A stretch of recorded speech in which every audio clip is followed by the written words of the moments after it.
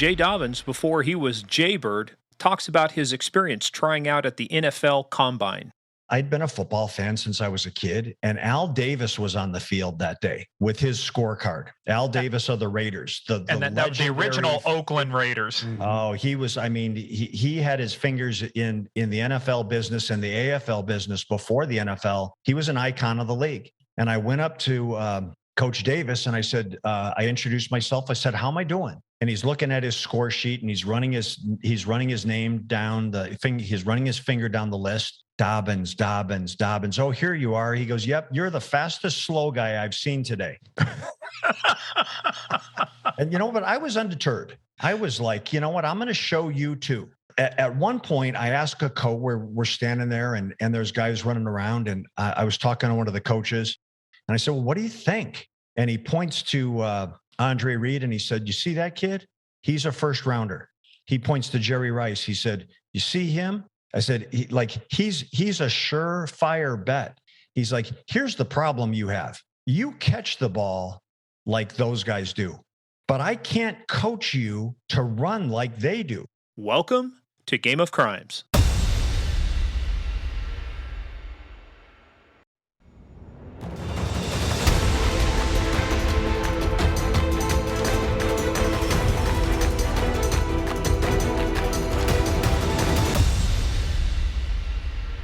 Hello, players, everybody. Welcome back to Game of Crimes. I am Morgan Wright, the most interesting podcast host on this podcast, and I'm here literally with my partner in crime who's hacking up a lung, sick, moved to Florida, the traitorous bastard. Steve Murphy. Everybody calls me Murph. You sound like shit. Thank you very much. I've got my sexy voice on today, my low voice. I got some sinus issues going. Voice on, yeah. We both have been getting over this stuff. I had a touch of the Omicron, and you could tell it in my voice too, man. It hurt. Yeah, and you're uglier than ever now. It's a good thing, you got a face for radio. That's what you say, but I still have all my hair, pal. Still have all my hair. Anyway. Hey, I've still got like 27. 27 of them. I got Pull them one numbered. out. I hate odd numbers. Go to 26. 28. 28. Hey, anyway, guys, thank you for joining us. Just some quick housekeeping before we get into this. This is going to be a great episode. Head on over to Apple and Spotify. Both have got the ability to rate us, give us 5 stars. We are working hard every day, and we may be announcing a kind of a way we do our format. We're still going to have guests, but we're going to rethink this a little bit, in this new year, and we're going to want your input. So we'll talk about that here in a little bit, but just let you know, we're always constantly trying to evolve and change things based upon your feedback. So head on over there, give us your feedback, give us those 5 stars. We are the hardest working podcast hosts in podcasting. So absolutely. Also, head on over to our website for everything, including gameofcrimespodcast.com. We have our new book list out there. And of course, Murph's book, him and JP, first book on the list because they were the first episode where it should be, right? Manhunters, how we took down Pablo Escobar, and have been talking about it ever since. That's the subtitle. But and how we made a hit series called Narcos on Netflix about it. So if only you would have known that back then. Yeah. Isn't that the truth? Yeah. But hey, I guarantee you're going to want to go to our book list because when we tell you about who our guest is for this episode, he's got a couple books out. You're going to want to read them. So head on over there. Also follow us on the socials at Game of Crimes on Twitter, at Game of Crimes Podcast on Facebook and the Instagram. But where you got to be, this is the place where all the cool people hang. Patreon.com/Game of Crimes. We have got amazing. I mean, I'm saying this, it sounds self-serving, but dude, it really is. We got great content on there that you will not hear anywhere else. Right. And it's amazing. It's shocking to know how much we've got on there. I think we've got as much on there, if not more, than we do on the regular podcast. Yeah. And you look, guys, it's original content too. We are not reading just from a story in the headlines and just repeating what's in there like some people do. I'm not going to call out names, but you're getting authentic, real stories. We just got done recording one yesterday. It's authentic. It's about the inside story of the LAPD Rampart scandal from the captain who was there. This is where they've made 8 movies about it, including Training Day and Denzel Washington. You're not going to get that anywhere else but on our podcast. And then we go deeper on that on Game of Crimes on Patreon. So patreon.com/Game of Crimes. Head on over there. We got, like I said, a ton of great stuff. Also go to paypal.com. Use our email, gameofcrimespodcast@gmail.com or paypal.me/Game of Crimes. Whatever it makes it easier for you to support the show and help us bring you even more exciting content. But as always, we've got a quick disclaimer. This is a show about crime. We talk about bad people doing bad things and bad people doing bad things to good people. We do take the story seriously, but we never take ourselves serious. If we ever do, call us down on it. That's right. Call us out on it. So, hey, but before we get into the rest of this and tell you what we got going on, guess what time it is, Murph? What time is it? It's time for Small Town Police Blotter. Oh, man, and there's a couple good ones on this one this time.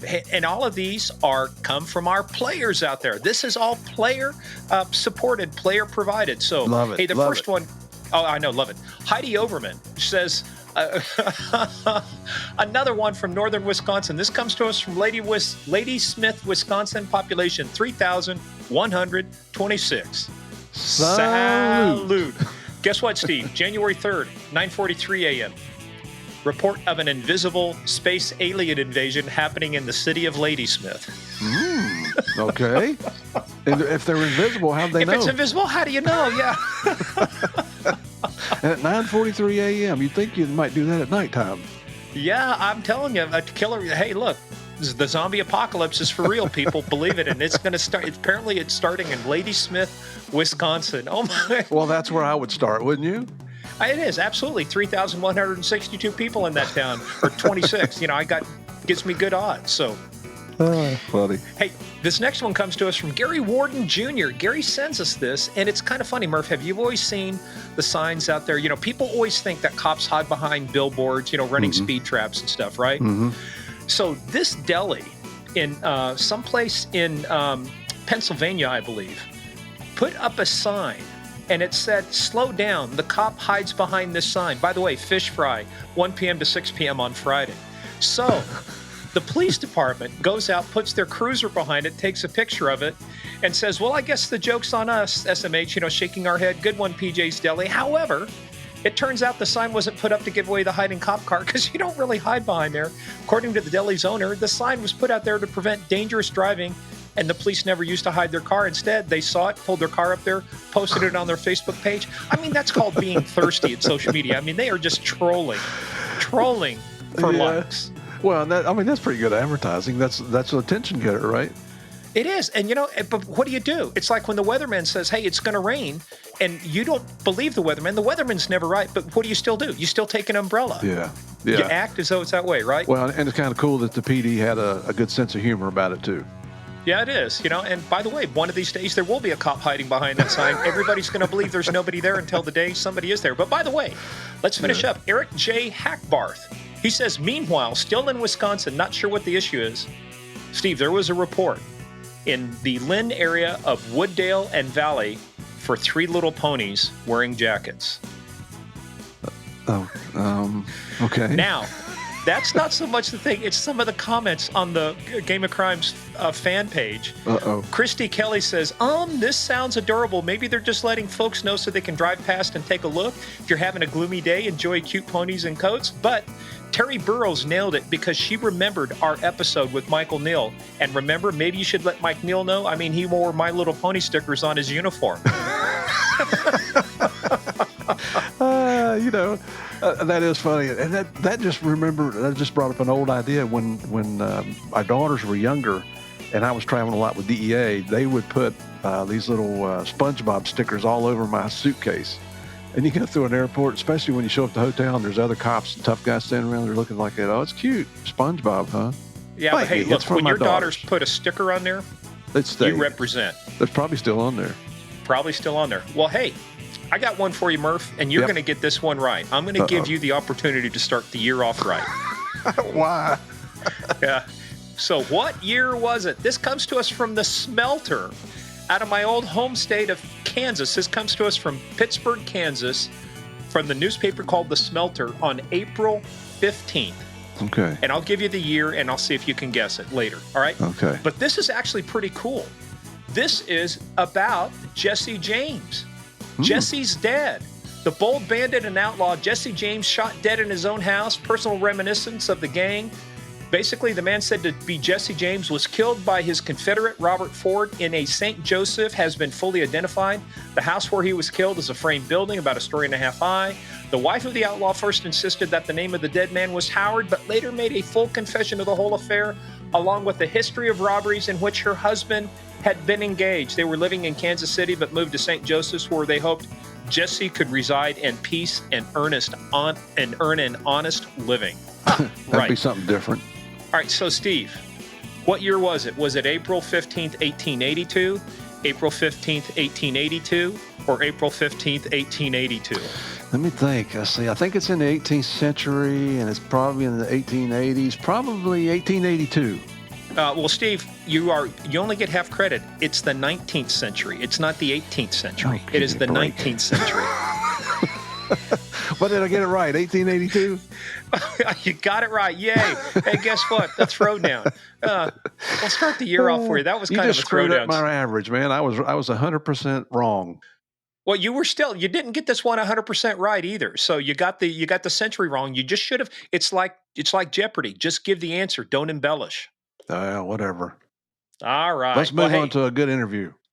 All right. Well, yeah, let's do this. This is one of our most requested guests. People want to hear from him, and it has been a great setup. The fact that we had Steve Cook give us a master class the previous week on outlaw motorcycle gangs. And we got a lot of comments back from people. They loved hearing about this. So it only seemed natural, Steve, that we follow up the history of outlaw motorcycle gangs with somebody who is legendary in the investigation of outlaw motorcycle gangs, the only law enforcement officer ever to really penetrate the Hell's Angel gang. When you hear this guy's story, it's more than what you see. It's more than what you think. This dude is a legend. Jay Bird Dobyns is our guest this week, Steve. And I'm telling you, the stories he told us, and as humble as he was, just blew me away. He is. I mean, you look at the pictures of him, and you can see pictures on our website. Take a look. This is a tough guy. I mean, he's maxed out. He's looking good. He's buffed. He's got that picture of him where he's got his head tilted back and he's got the bandana on. I'm thinking that's why they give cops guns, is to shoot people like that, to protect yourself. But I would have arrested somebody like him on the spot in the days. Like, that's probable cause to arrest the way you look, pal. But you mentioned how humble he was, and that is so surprising. He is unbelievable. It's you meet the guy, you love him. You know, I'm hoping I get an opportunity to meet him in person sometime. But you're going to hear some raw emotion come out, you know, especially when he starts talking about his family, because as you've heard us talk about before, you know, our families suffer because of the sacrifices that we make for our jobs, but that means the family's sacrificing as well. So wait till you hear how it affected his family, and not in a good way, but, you know, thank the good Lord, Gwen, his wife, hung in there with him, and the kids hung in there with him. And I don't want to spoil the story for you, but this is one of the best stories I've ever heard. I mean, I love it. And wait till you hear what he's doing now. Well, and the other thing, though, too, is he used a phrase. He said, I inflicted a lot of battle damage on my family. And he's very raw about that. But then when you hear about how he got treated by his own agency, after he had threats against his life made, after they burned down his house, this one, and there is a tie-in. We're not going to spoil it. You're going to have to hear towards the end. But Jay's got 2 books out. You're going to find them on our website, and we talk about those during the episode. So, Steve, the only way we can hear about that, and the only way people can find out what we're talking about, is I have to ask you, are you ready to play the biggest, baddest, most dangerous game of all, the game of crimes? Hey, everybody, this is one where you really do need to get in, sit down, shut up, and hold on. Bring on Jay Bird Dobyns. This is fantastic.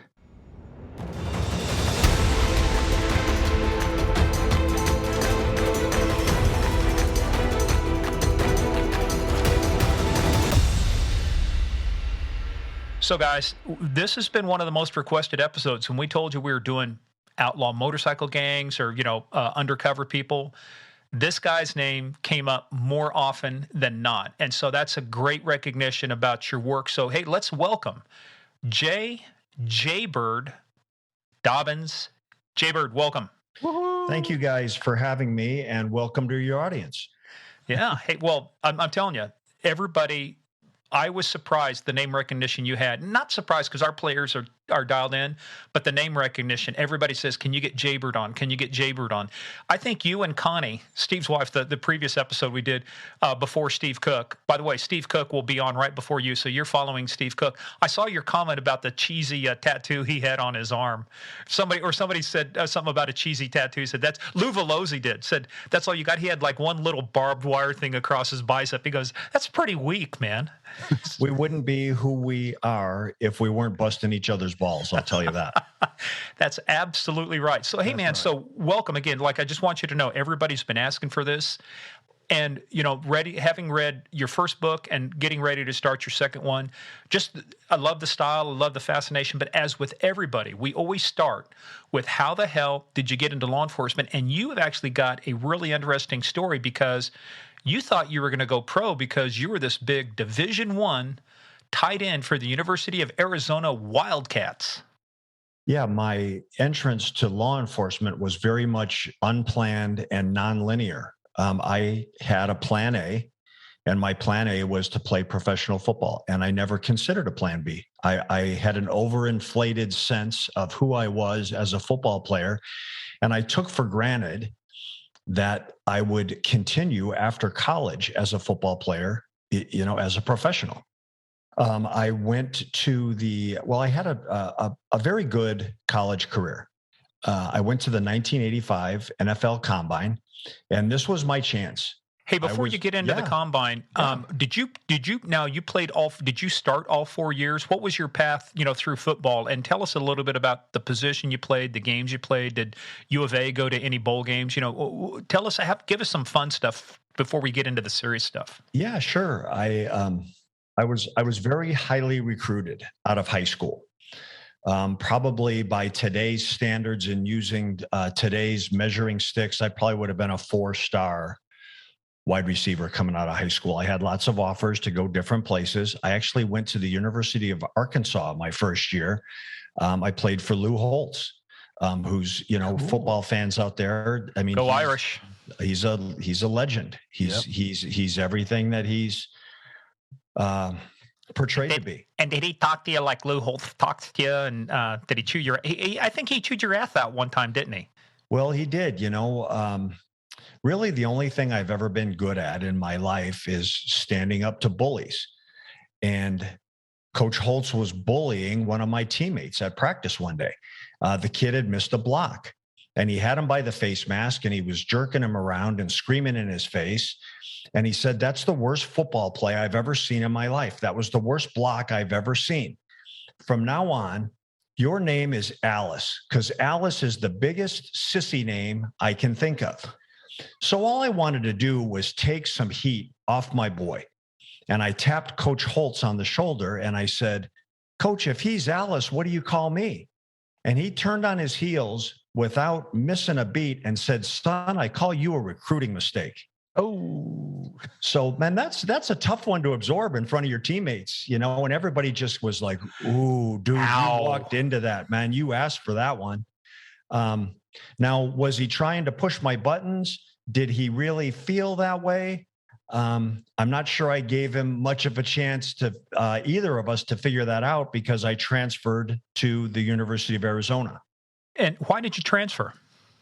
I transferred, without getting into a whole lot of detail on it, I always wanted to play at the University of Arizona. It was my hometown team. But at the time I was being recruited, Arizona was on the verge of going on probation for some violations that had been committed by the previous staff. I didn't want to get in the middle of the probation. And Coach Holtz sold me on Arkansas. I went there. Came back after the new staff had been hired at Arizona, thinking that I had avoided the probation. And actually, the probation sanctions hit once I was at Arizona. They were applied retroactively. So my attempt to escape and my clever solution to how this went down, I walked right into the teeth of it anyways. So while I was at Arizona, we were on probation the entire time I was there.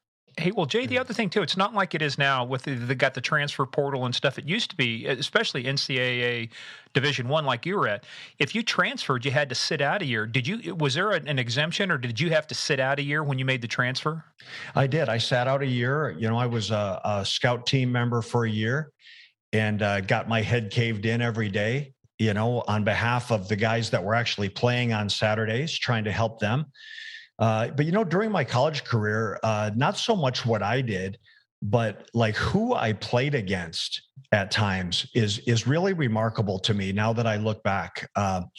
When I was at Arkansas, I played against Eric Dickerson when he was at SMU. Before he went to the Rams and just ran all over everybody. Well, he ran all over us in college too, but yes. I played against Mike Singletary, who was a linebacker at Baylor. When I got to Arizona, I played against Marcus Allen. I played against John Elway. John Elway was Stanford? He was at Stanford, yeah. Yeah. And so really, like in retrospect, in hindsight, not so much what I did, but what I'm really happy about is that I shared the field with some of the greatest all-time Hall of Famers, football players, Hall of Famers, man. So like the best people to ever put on helmets and shoulder pads. Like I got to see them play in person. Cool. Did you ever meet a guy from Baylor named Keith Bishop? I did not. He ended up going, I think, 8 years with the Broncos, and then became a DE agent, believe it or not. But he made All Pro when he was with the Broncos. Well, he took a step up from the NFL and became a DE agent. Bless his heart. There you go. Could have been worse. He could have gone to the FBI. Yeah. Well, now he's VP of security for the Broncos. He went back after retirement. Oh, cool. Yeah, we might have him on the show here. Yeah. Oh, that'd be awesome too. Because I'm sure he put a few hits on people. So that's definitely an episode I'd love to listen to, because I'm sure he's got some crazy stories in both worlds. Oh, he finished up in Afghanistan. He was doing some crazy stuff over there. Was he there the same time Joe Piersante was? No, I think he was already retired by the time Joe got there. Okay. You drug chasers got all the good stories. No. We got some good stories here too. As we found out, we won't get too much into detail, but you and I talked, Jay Bird, that we both had somebody in common, somebody I used to work with that you did, that one of the facts of life, and we'll dive into this later in the episode, but working this kind of work takes a toll on you. And this guy tried to kill himself, missed, but that was one of the things we found out when we got to talking. Yeah, we knew the same guy. You nailed it. You knew who he was. And so, I mean, it just tells you what it is. It's a small world. But let's go back to the football thing for just a second. What's the hardest hit you ever took in football, if you remember who gave it to you? I do. I remember it very foggily. I would like to remember it clearly, but I caught a slant playing against University of Southern California, USC, in the Coliseum in Los Angeles. I caught a slant and got hit by a linebacker named Jack Del Rio, who went on to a professional career and actually made a bigger name as a coach for himself. And so, man, I mean, I got mashed and I was down. I was face down in the dirt in the Coliseum, and there's 70,000 people there. And my eyes are open, but it's nothing but blackness. It's nothing but dark. And I'm thinking to myself, man, this dude has blinded me in front of 70,000 people. So I crawl up to my hands and knees, and there's blood pouring out of my mouth. And I start to see some light coming through. Like I'm starting to see some light. And there's a little spot of light, and it's getting bigger. And actually, that spot of light was coming through the ear hole of my helmet, because he had turned my helmet sideways. Oh, damn. So I got up. Oh, my God. When I was a kid, my dad, one of the many lessons my dad taught me was that you always have to get up, fight back.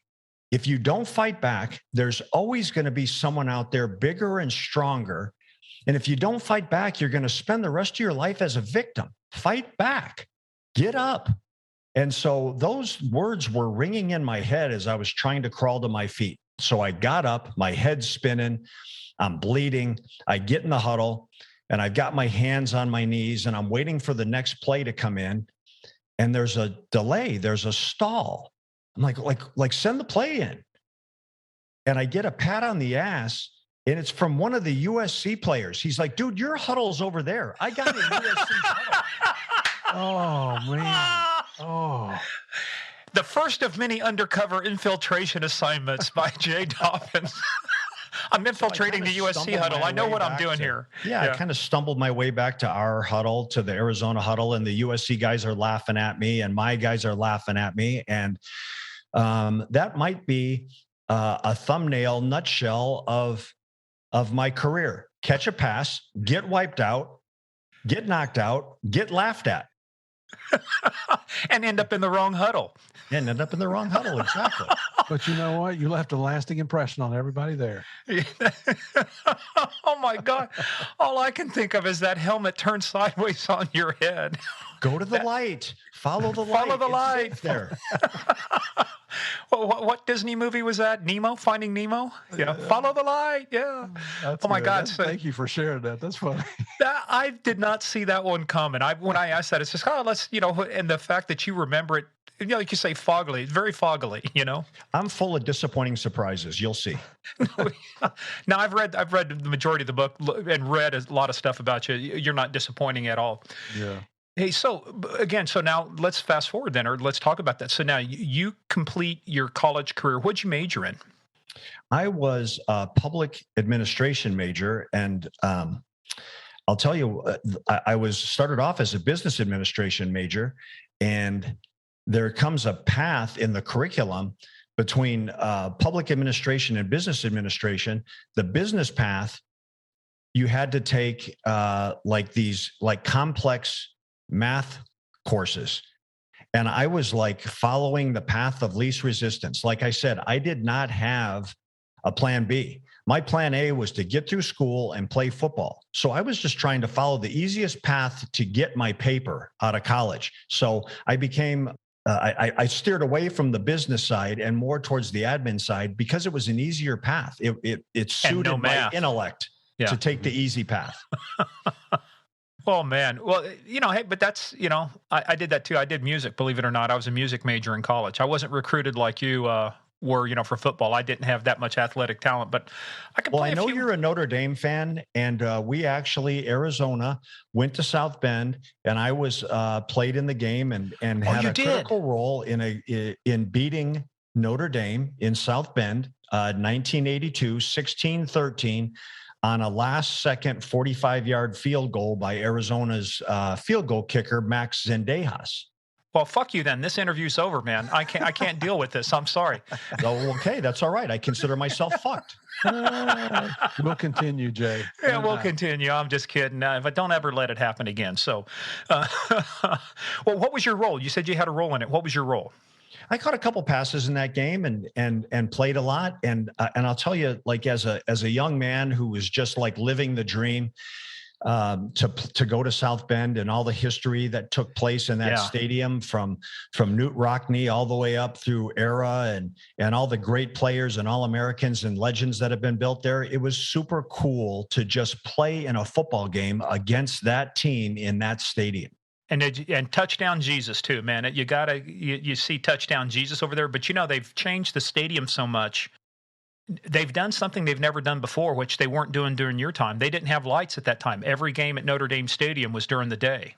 Well, touchdown Jesus hangs over that end zone. And then I took that theme and converted it to my professional work. And then I referred to myself as Undercover Jesus.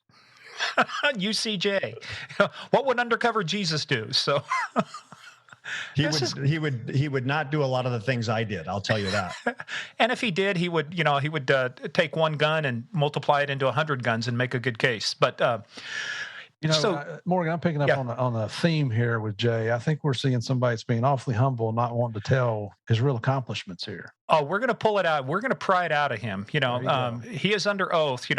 Stand by for cross-examination. So, another one of the lessons my dad taught me young, that so many of the things he said didn't make sense until I was older. And I think humility and graciousness is an important part of a solid character base. And my dad told me, if you're good at something, you don't have to tell people about it. You don't have to brag on it. They're already going to know. So it's like that old saying: if you have to toot your own horn, it's not worth tooting. You've done a lot of things, so we're going to get into that. So we'll just tell the story, and we'll let everybody decide for themselves. But so Plan A, there was no Plan B, there was no C, D, or E. There was just Plan A. So tell us about that. You get your degree, you get your paper, and now you've got the NFL combines. Were you recruited? I mean, how did the combines work? I follow it, but I'm not a huge pro football fan. But how do the combines work? How do you get there? Do you have to have an invitation? Yeah, how's that work? Yeah, you're invited by the NFL to participate in what, in essence, is their meat market for college football players. Mm-hmm. And you show up, and they not only give you intellectual tests and conduct personal interviews with you, but you're stripped down to just your shorts. They take pictures of you like near naked. You're measured, you're weighed. I mean, like every possible variable is covered. I mean, they measure the width of your hands. They spread your hand out and see what the measurement is between your pinky and your thumb. They measure your wingspan. They see how tall you are, how much you weigh. You run, you jump, you lift weights. I was a receiver. For the receivers, you run and catch passes. And it's all done, on a scorecard and filmed. And what they're trying to do, each team, each scout, each coach is trying to find people that they feel will fit and benefit their organization. How many people go to the combines? When you went there, how big of an audience did they have? When you take all the players from all the positions, there's several hundred young men out there. Much like today, it's formatted a little bit different today than it was. This was very early in the combine process. They've really refined it now. But man, there's young athletes all over the place, running drills all over the place, all with the same goal, all with the same desire to make their name and show off and prove themselves that they're worthy of being drafted and being placed on an NFL team. At the combine, what percentage of people who show up actually make it into the NFL? I think a large majority of those kids get a shot. Not all of them get drafted. To be invited, you're probably going to get your shot. I was on that outside skewed percentage where it just didn't work out.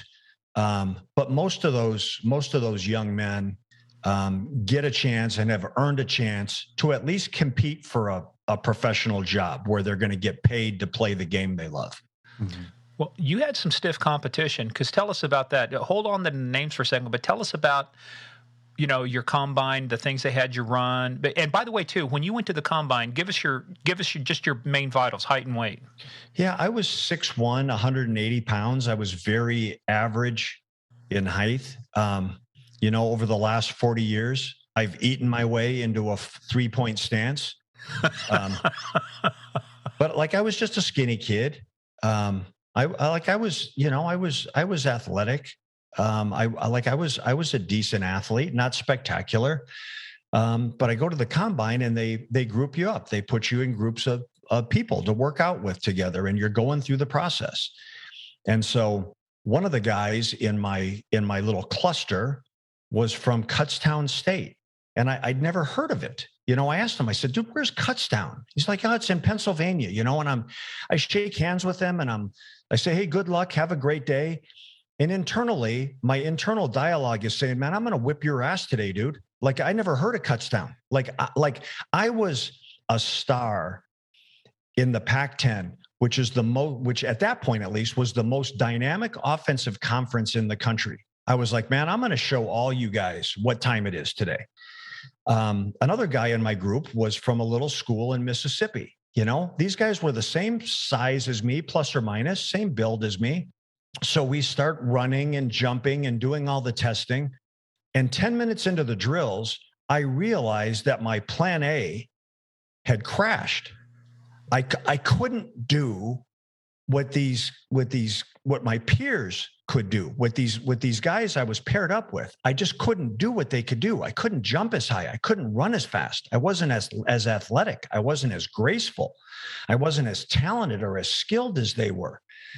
And so with no plan B, I'm on the grass in my cleats, knowing that like my life plan had died in 10 minutes. And it was, I continued through the drills and I continued to compete and do my best. But in hindsight, the kid from Kutztown State was Andre Reed, who ended up being a first-round draft choice of the Bills, played 15 years for the Bills and is in the Hall of Fame and was on all those Bills glory teams, those Super Bowl teams with Jim Kelly, an absolute beast of a football player. And the kid that was from the small school in Mississippi went to Mississippi Valley State. It was Jerry Rice. It was arguably, oh man, like we didn't know who these guys were at the time. But now, like again, in retrospect, Jerry Rice is arguably, and I mean, I can make a strong argument for this, the greatest football player to ever put on a helmet or shoulder pads. And like, I was like shoulder to shoulder with him when we were young men. And both Andre and Jerry helped convince me that I sucked as a football player. They convinced you or they just showed you? They put on a personal demonstration right before my own eyes that I could not do what they could do. Yeah, your coach actually gave you some advice too. Something about what were you saying that he could? A couple things he could and could not coach you on.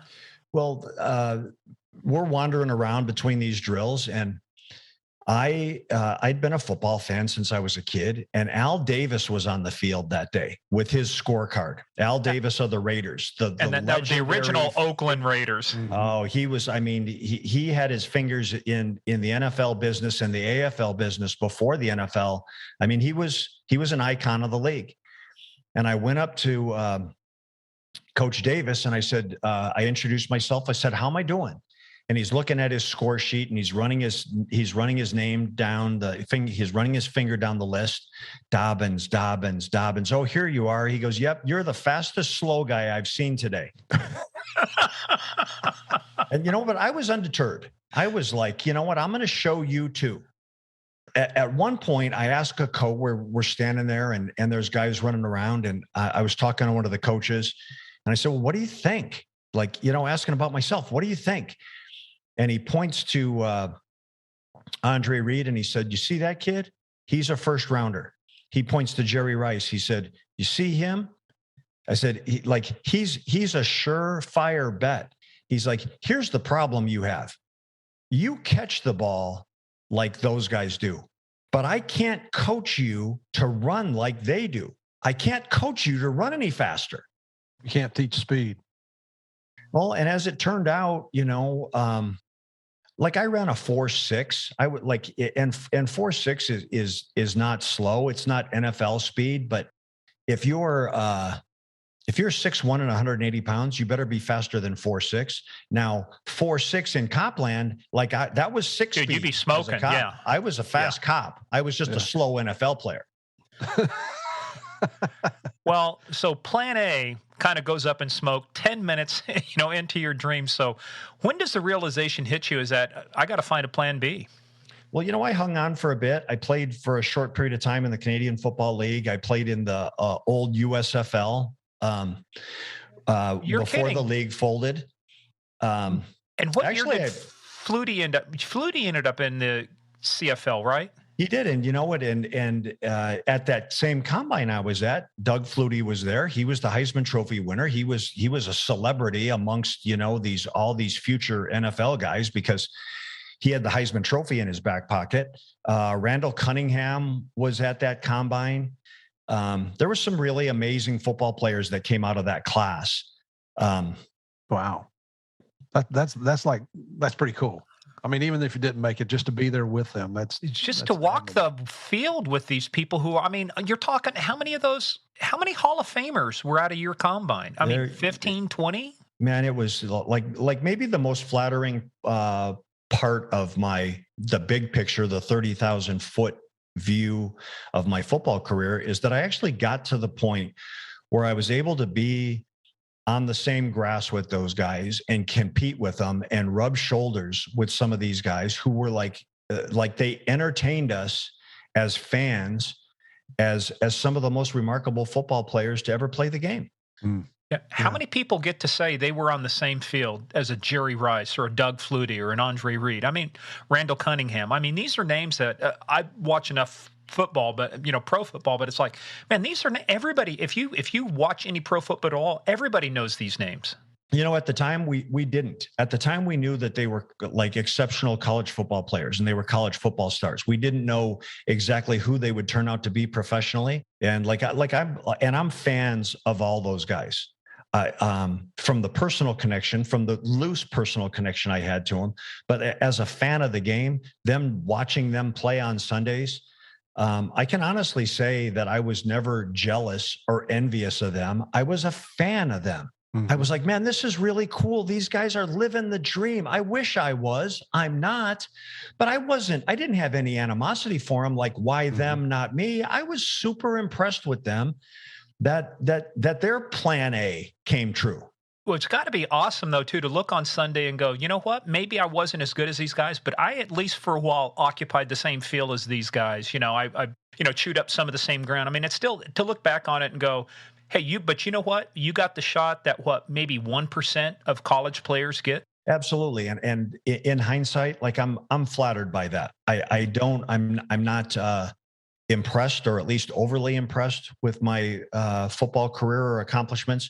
But I am proud of what I accomplished. Like I downplay things and I try to be gracious about how I conduct myself, but I'm proud of what I accomplished. I got every single bit of the talent and God's blessing that he had given me to get to that point. That there was, I didn't leave anything behind. I have no regrets. There was nothing left for me to do to try to become a better football player than I ultimately became. I got every bit out of the God-given ability that I was graced with. Yeah, it's not like you had an injury and you go, well, if it wasn't been for that injury, I would have been here. It's like, no, you gave it your all. And by the way, did you notice how I already worked in? You were already a 1%er. So we're going to talk about the 1%er later. Notice how I slid that right in on you, Jay? I did. Zero excuses, zero blame. This is not false humility. It's just a statement of fact. I just wasn't good enough. The standards are extremely high to play in that league. I just wasn't good enough. But the thing is, like you say, I like the way you look back on it. Rather than blaming anything and being jealous of guys, you go, look, I gave it my all. I did the best that I could.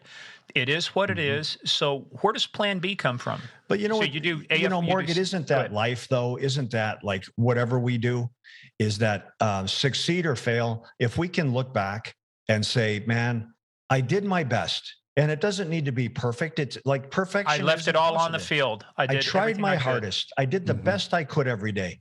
Those lessons learned, even behind failure in football, translated, into my professional life. I just wanted to do my best.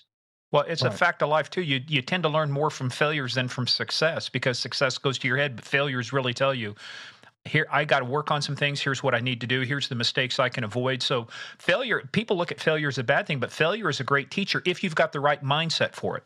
As athletes, people that are running businesses, trying to run a family, trying to have successful relationships, I think that at least in my case, you have to fail in order to succeed. You have to fail. One of my problems is that wisdom is always something that came to me right after I needed it. It's called hindsight.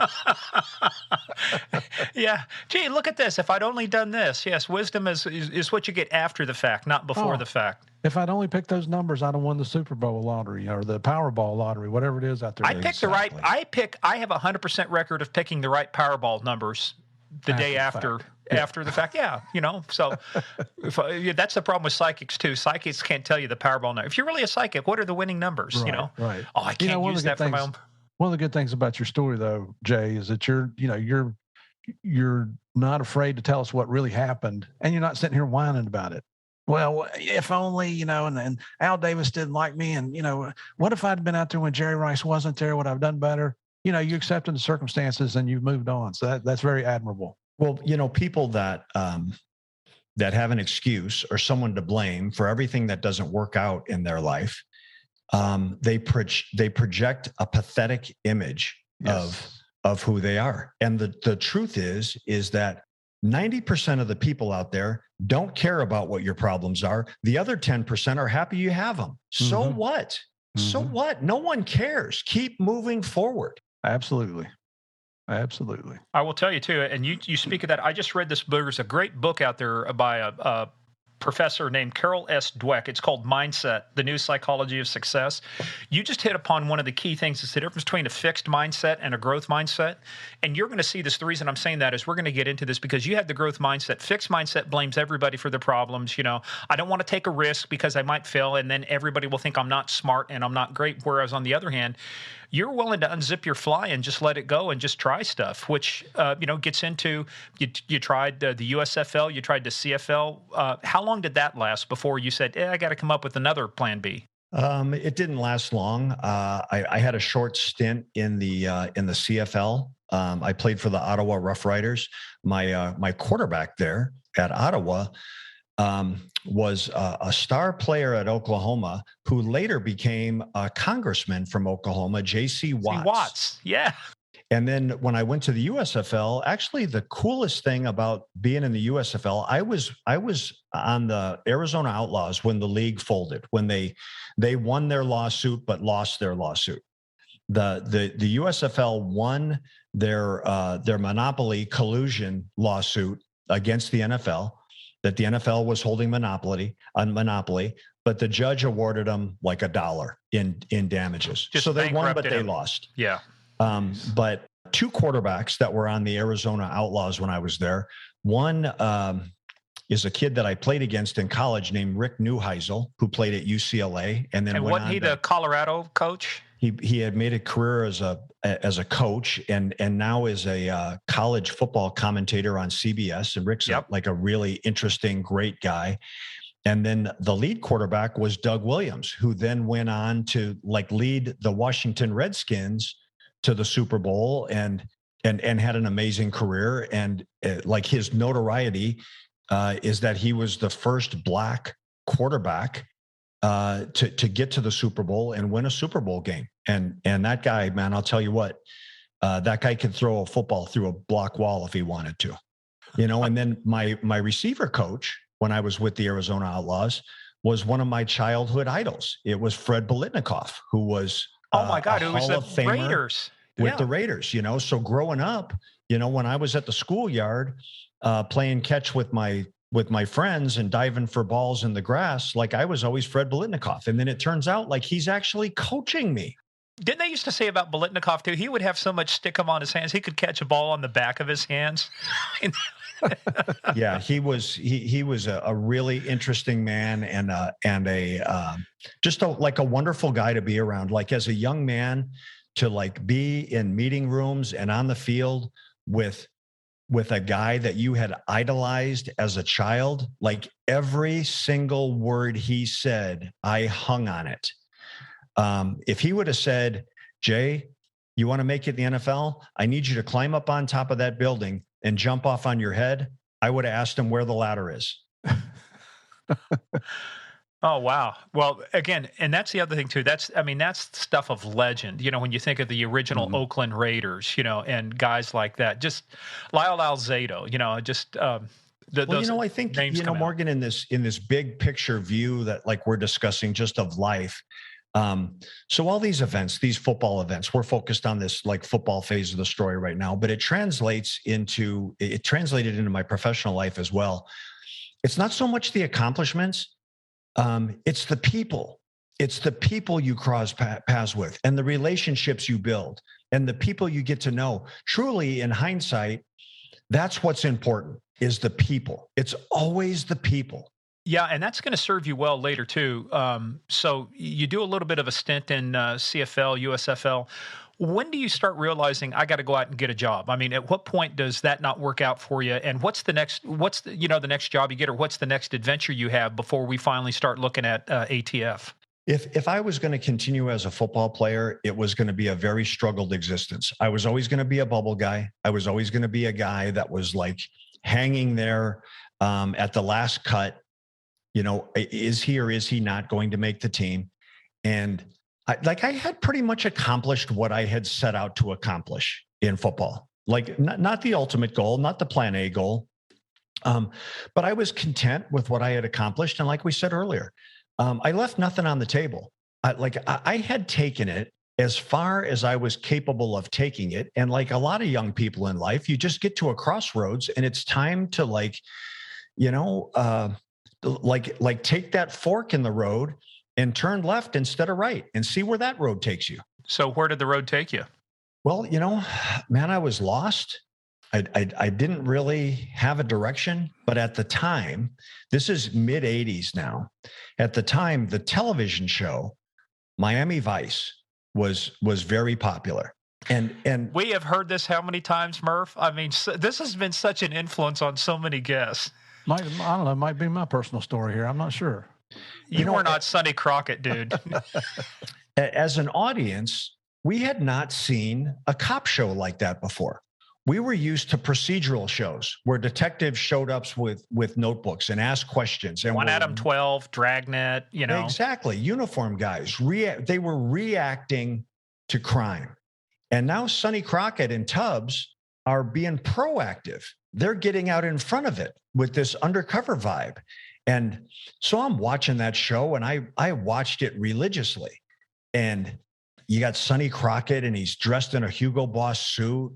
And he's driving a Lamborghini around South Beach and he's meeting with these glamorous drug kingpins and he's negotiating for tons of cocaine that's sitting, in a barge off the harbor to bring in. And, he's at these mansions and he's got these big titted stripper models bringing him mojitos and he's smoking cigarettes and he's just being super cool. And watching that and watching it from a lost perspective, I was like, man, that's super glamorous. That's really sexy.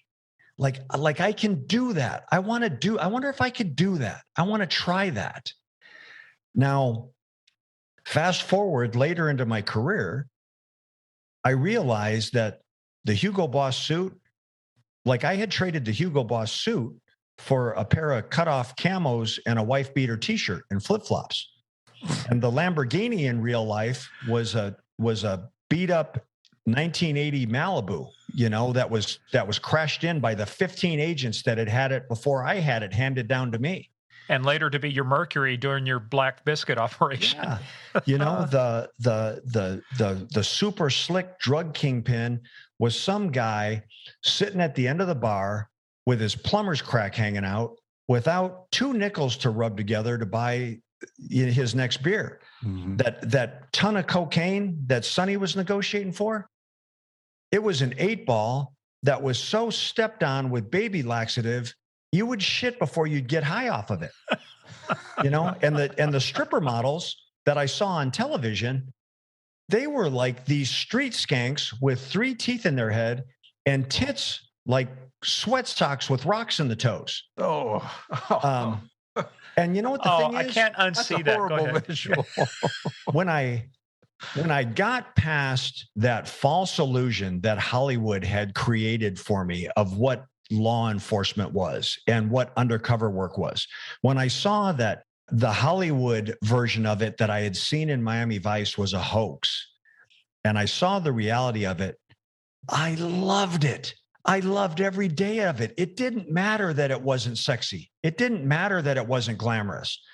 The reality was that law enforcement and undercover work is a nasty, dirty, bloody, vomit-covered scab of a life, and I loved it. Well, let's talk about, before you can love it, you got to get on the job. So you took the path, you made it, like Yogi Berra said, when you come to the fork in the road, take it. So you took the fork in the road. What fork eventually led you to ATF? And did you apply anywhere else before? What were you looking at doing? And how did you end up on law enforcement? Because it doesn't sound like there was a law enforcement thread running through your family or anything like that. There wasn't. I wanted to work undercover, and I became aware of ATF's undercover program, which ATF ran a very dynamic undercover program that targeted violent crime within the jurisdiction of ATF. ATF's jurisdiction is the federal firearms and explosives and arson laws. And so firearms and explosives go hand in hand with violence. And so ATF's undercover program wasn't so much like chasing guns and bombs as it was chasing the violence associated with guns and bombs. And so I wanted from my perspective, I wanted to see if I could get good enough, if I had what it took to be a part of ATF's undercover cadre. In my mind, like in a baseball analogy, if I could have made that team, it would have been like playing shortstop for the Yankees. It was like, man, that's as good as it gets. And so I had other applications out. I was looking to land a job. The ATF job became available, and I jumped on it. It was a hand in a glove for me. How and what year did you get hired on? I got hired in November of 1987. And I think I know where your next question's going. I'm going to jump ahead and answer it before you ask it. You can cut me off if you need to. I wouldn't dare. So I got hired on a Monday, and I was now living my new plan A. It was actually like this unknown plan B, but it had evolved. Now it was my plan A. And now I had this new goal to become an undercover agent for ATF. So I get hired on a Monday. I get sworn in, raise your right hand. You take your oath of office. You get issued some equipment. I didn't have any training. 4 days later, on a Thursday, I was taken hostage in an arrest scenario. The suspect held a gun to my head, ultimately shot me point blank in the back. The bullet went in my back. It blew through my lung. It narrowly missed my heart, and it exited my chest. And so after 4 days on the job, I was laying in the dirt and grime and garbage and dog shit of this trailer park, bleeding to death, where the blood coming out of my chest was like you were holding your thumb over the end of a garden hose. And your audience may not be aware of this. You guys are aware of this. Like, we get paid every 2 weeks is our pay cycle. I hadn't even gotten a paycheck yet. I had a hole in my back, a hole in my chest. They took me to the emergency room. Like I had a chest tube carved into my side. I had breathing apparatus down my throat. I had cameras inserted in my groin that were looking for bleeders. And I hadn't even gotten a paycheck yet. Welcome to the ATF. Yeah. Hey, but let's rewind a little bit too, because it's in your book, and I think it's interesting because I want to ask you where this came from. You were lucky. When I say you were lucky, you weren't lucky that you got shot, but you were lucky because he had the gun to your head, but you came up with a ruse to try and distract his attention and give your backup, which had arrived by that time. Obviously, they got the car surrounded. So walk us through what went through your mind in terms of how am I going to get out of this? Because like you said, you don't have any experience. I mean, you've got experience on football, which I think gives you that mental fortitude. But how did you come up with this plan and tell everybody what it was to say, hey, how am I going to get myself out of this? Well, I think that, I pulled from some of those athletic experiences. Like, how do you react? Like in a sports environment, in a team environment, how do you react when things are breaking bad? How do you react, when it's treacherous and when it's perilous and when the game's on the line? Can you stay calm? Do you stay in your game plan, or do you come apart? And individual athletes handle it different ways. Teams handle it different ways. People become unraveled. But the people that are successful, not just in law enforcement, in anything. I don't care if you're flying the space shuttle, or if you're operating on people's brains, or if you're mopping the floor, in a warehouse, and everything in between, from business to families to everything else. The people that are most successful in life are problem solvers. The people that are great problem solvers are the ones that rise to the top of whatever their profession is. And so I had a problem to solve. It was a real time, serious life and death problem. So while I'm being held hostage, the suspect stuffs me in a car that was near the arrest location. It was a 2-door Monte Carlo, and he pushes me in the front seat. He pushes the seat forward, climbs in the seat behind me, and now he's in the back seat of this of this Monte Carlo. I'm in the front driver's seat. He's holding the gun to my head and he's screaming at me like, let's go, get me out of here. Well, at this point, my agent partners had now kind of arrived back at the hostage situation and had surrounded the car. And the suspect is screaming at me to drive away. The agents are screaming, to release me and to give up. And my eyes and my focus are from my rear view mirror looking at the suspect behind me to the agents outside the car with their guns out, all the commotion. I saw a telephone pole in front of us. And my first solution was, I'm going to buckle on my seatbelt and I'm going to drive this car as fast as I can into this telephone pole. That's one solution. So I reached for the keys and like a plan B kind of popped in my head. I pulled the keys out of the ignition and dropped them to the floorboard. And I said, man, shit, drop the keys. And I leaned forward to pick up the keys, hoping that it was going to give my partners the opportunity to handle this business. And that's exactly what they did. Soon as that gun came off my head, it moved from my head to my back. The support agents opened fire, and it was like literally a 5-second storm of lead and glass being blasted into that car. There were shots being fired inside the car. The suspect fired a round into my back. But at the same time, agents were firing from both side windows and the rear view and the rear window into the car, all at the suspect. I think in the end, there was plus or minus 20 rounds fired into that vehicle at literally within seconds, where then, the shooting ends. I get dragged out. I'm bleeding on the ground. They dragged the suspect out. And I mean, this dude was severely ventilated. He already had a death rattle going and his eyes had already rolled back in his head. The agents then stuffed me back into the back seat of the Monte Carlo that we had just had the shooting in. And then my supervisor used that vehicle, the shooting vehicle, to race me to the emergency room. Wow. Did you have any other choice? You probably didn't have any other cars right there, did they? Well, and we're heading to the emergency room, and I recall before I passed out, my supervisor who was driving, like looking over his shoulder, and he's driving and he's in and out of traffic and he's off on the shoulder and back on the street and off on the shoulder. And he's like, hang on, Jay Bird, like, I'm going to get you there. Hang on. And at that point, you know what? Like, I'm not sure I cared.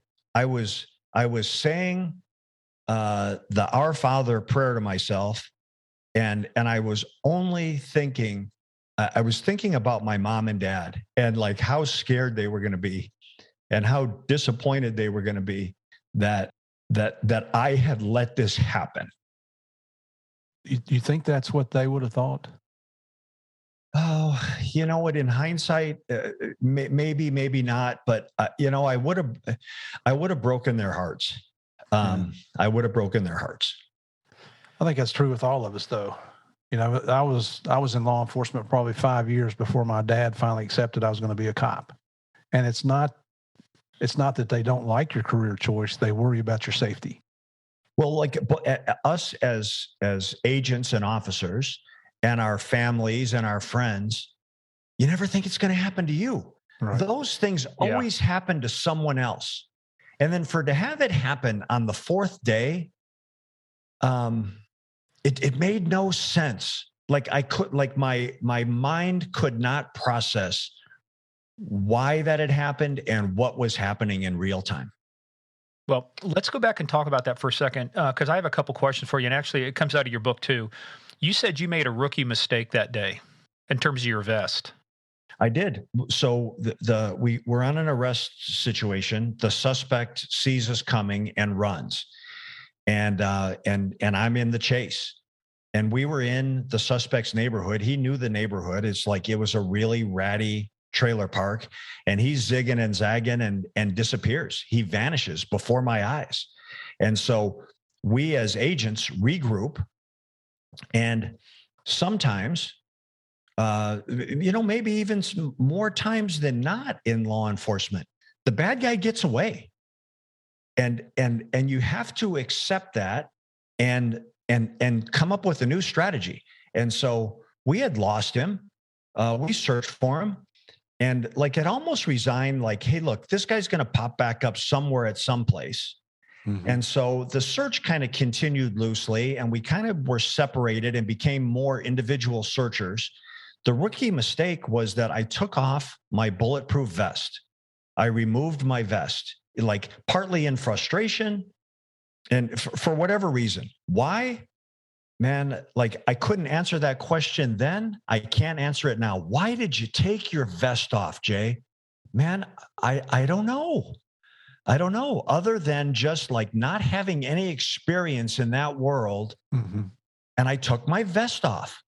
Well, I think that's what it is right there. It's the experience, right? You're 4 days on the job. I mean, what are you expected to know 4 days on the job? Just because you got the badge and the gun, and like Clint Eastwood said, the love of Jesus in your pretty blue eyes, you don't. You might have the badge and gun, but you don't have the years of experience like the other folks did too. So it's not a.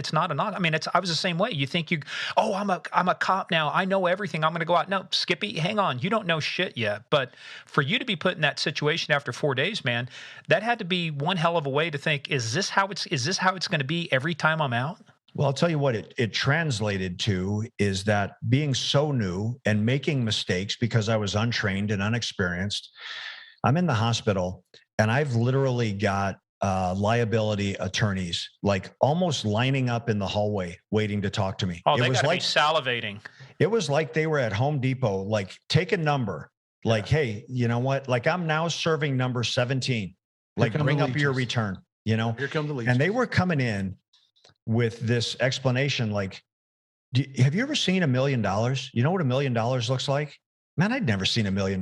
Like my dad was a carpenter. My mom was a house cleaner. I lived in a blue collar family. I didn't know what $1 million looked like. How about $5 million? They're like, you tell me how many zeros you want on that check, and I'll go get it for you. And we will never see a courtroom. The agency has assumed so much liability and is in such a bad situation. They want you and they want this event to go away, and they'll pay any amount of money that you want to make you vanish. And all I could think of, like I was all wired up and I was connected to medical equipment, and all I could think of was get out of my room. No, there is not a cop alive. You guys don't know a cop alive. I don't know a cop alive whoever took a badge or a gun with money on their mind.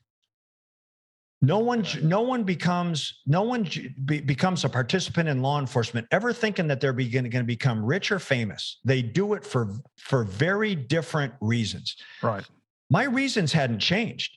Like that vision or that opportunity for big money, it was never part of the equation for me. I didn't take this job because I was trying to make money. I was taking the job because when I got a badge and a gun, I felt like my community and my agency had asked me, please stand up to the predators out there on behalf of those of us who either can't or won't do that for ourselves. That was a huge responsibility to me. I took that super serious. I was honored that my agency and that the community I served trusted me to take a stand on their behalf. That's what I wanted to do, not get rich. That's what I wanted to do. Yeah, I can't imagine anybody who's even today takes the job going, oh, look, I'm gonna make a ton of money and I'm gonna retire. But I want to circle back to one thing real quick, just make a point. I know what you're saying, especially about disappointing the parents, but I remember one award ceremony I was going to. I think I was a detective. My mother would not go. She said, because she goes, I don't want to know. It was just too much for her. She says, I just don't want to know what it was. And it was kind of a violent thing, and it's like, you don't do it for the awards either, but they give you some, but it's like, my sister showed up, my brother-in-law showed up, but my mom says, no, I don't want to know. And that's that same feeling you get, man, I don't want to you feel like it's your personal responsibility that if you do something wrong, if I had gotten hurt, I would have felt like I let her down because I'm her only son. Well, I think the best demonstration of that is right here with us on this call is Steve himself. When Steve became a D agent, when he was handed a badge and a gun and given his assignment and given his tasks, there is no way. I'm answering the question for him, and I've never asked him this, but I know what the answer is.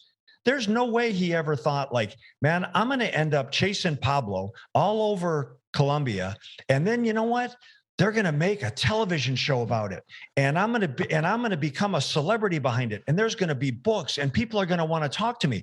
He never in his wildest dreams imagined that that's where that would go, but it did. You're absolutely right. 100%. Absolutely. And every week, Connie's got to just remind you, take out the trash, pal. You're not that important. Just and bring her something to drink. Bring her something to drink. Yeah. Well, you know what? I've got, far less notoriety than Steve does. But you know what? I still got to go out and clean up the dog shit in the backyard. Oh, yeah. Life doesn't end. That's life, right. like life and the responsibilities and the circumstances of life are still there for Steve Murphy. I mean, we know him through Narcos. But like life doesn't change. Like you still gotta wash the dishes, man. Hey, I had to wax her car before we could start today's interview this morning. I want pictures next time. I got one more question for you, Jay. So, and this is cop humor for our listeners who don't quite understand us. But now you've already experienced once going towards the light. So after you've been shot, did you ever see that light? Oh man, did I see the light? That's like kind of an abstract question. Yes, I did. I ultimately saw the light, and I think we'll get there, in this discussion. But I saw the light. I saw the light through God. Mm-hmm. I saw the light through my wife. I saw the light through my kids. The light is not necessarily like. It's not a train at the end of the tunnel sometimes. And it's not the ear hole in your helmet. It's the equivalent of it. Yeah. There's different versions of it. And my light came through God and my family. I took a very rough path to ultimately see it. But yes, to answer your question, yes, I did see the light. You brought up something. Let's dive into this before. And people are going to wonder, why are we spending so much time doing this? Because one of the things when Steve and I talked to you, and then also by reading your book, unless you understand where you came from, people don't understand why you did what you did and why you took the risks you did and why you worked the cases the way you did them until they understand the backstory. It's like you could get in and just talk about your book. By the way, the book is called No Angel, My Harrowing Undercover Journey to the Inner Circle of the Hell's Angels by Jay Dobyns. I got my copy on Amazon, so you can get it out there. Yeah, that's right. And we'll have it listed on our new book page on there. Mm-hmm. But, but you mentioned God, and here's the contradiction people are going to look at. You're going to go, you swear a lot. You've done a lot of shit in your life. I mean, where does God come into this for you? And did it take a shooting for you to come to that realization or because you talked about it later, and one of the guys we'll talk about too that's in your book, Mel Chancey, another guy who is converted, and is just very humble guy. He could rip your head off if he wanted to, but very humble guy. But how did the equation of God come into this? It was a long path for me. I realized through the events of my life that the only time I was talking to God is when I needed a favor, is when I needed to be saved. That's when I prayed, when I had screwed something up and I needed a rescue. And then I ultimately realized that, like, over the course of my life, I have made millions of mistakes. I've done millions of things wrong. But God has given me forgiveness 1,000,001 times. Amen, brother. I'm with you. Yeah. I mean, and again, if people were to look at you, they would not associate that with you. When they see your tats, they see your book and everything. And that's why I said, I think one of the great things, this is why Steve and I love doing this, hearing your stories, because we learned, even though we did a pre-call with you, we're learning a lot of stuff about you that really now start going, oh, I get it now when I think about the story later on. So let's talk about that. Let's talk real quickly too about your recovery. So, Morgan, on the God side, just one more point, and I think you guys and your law enforcement community, that's the listeners, can relate to this. I think all of us have dozens, if not hundreds, of events that we look back on and say, I could have or maybe should have died that day. Yep. I think all of us do. It's the nature of the business. I always looked at it like I've got God's hand on one shoulder and a gun on my hip. And between the two of those things, we'll figure out whatever comes. You know what? I'm with you, Jay. I believe he has a plan for all of us.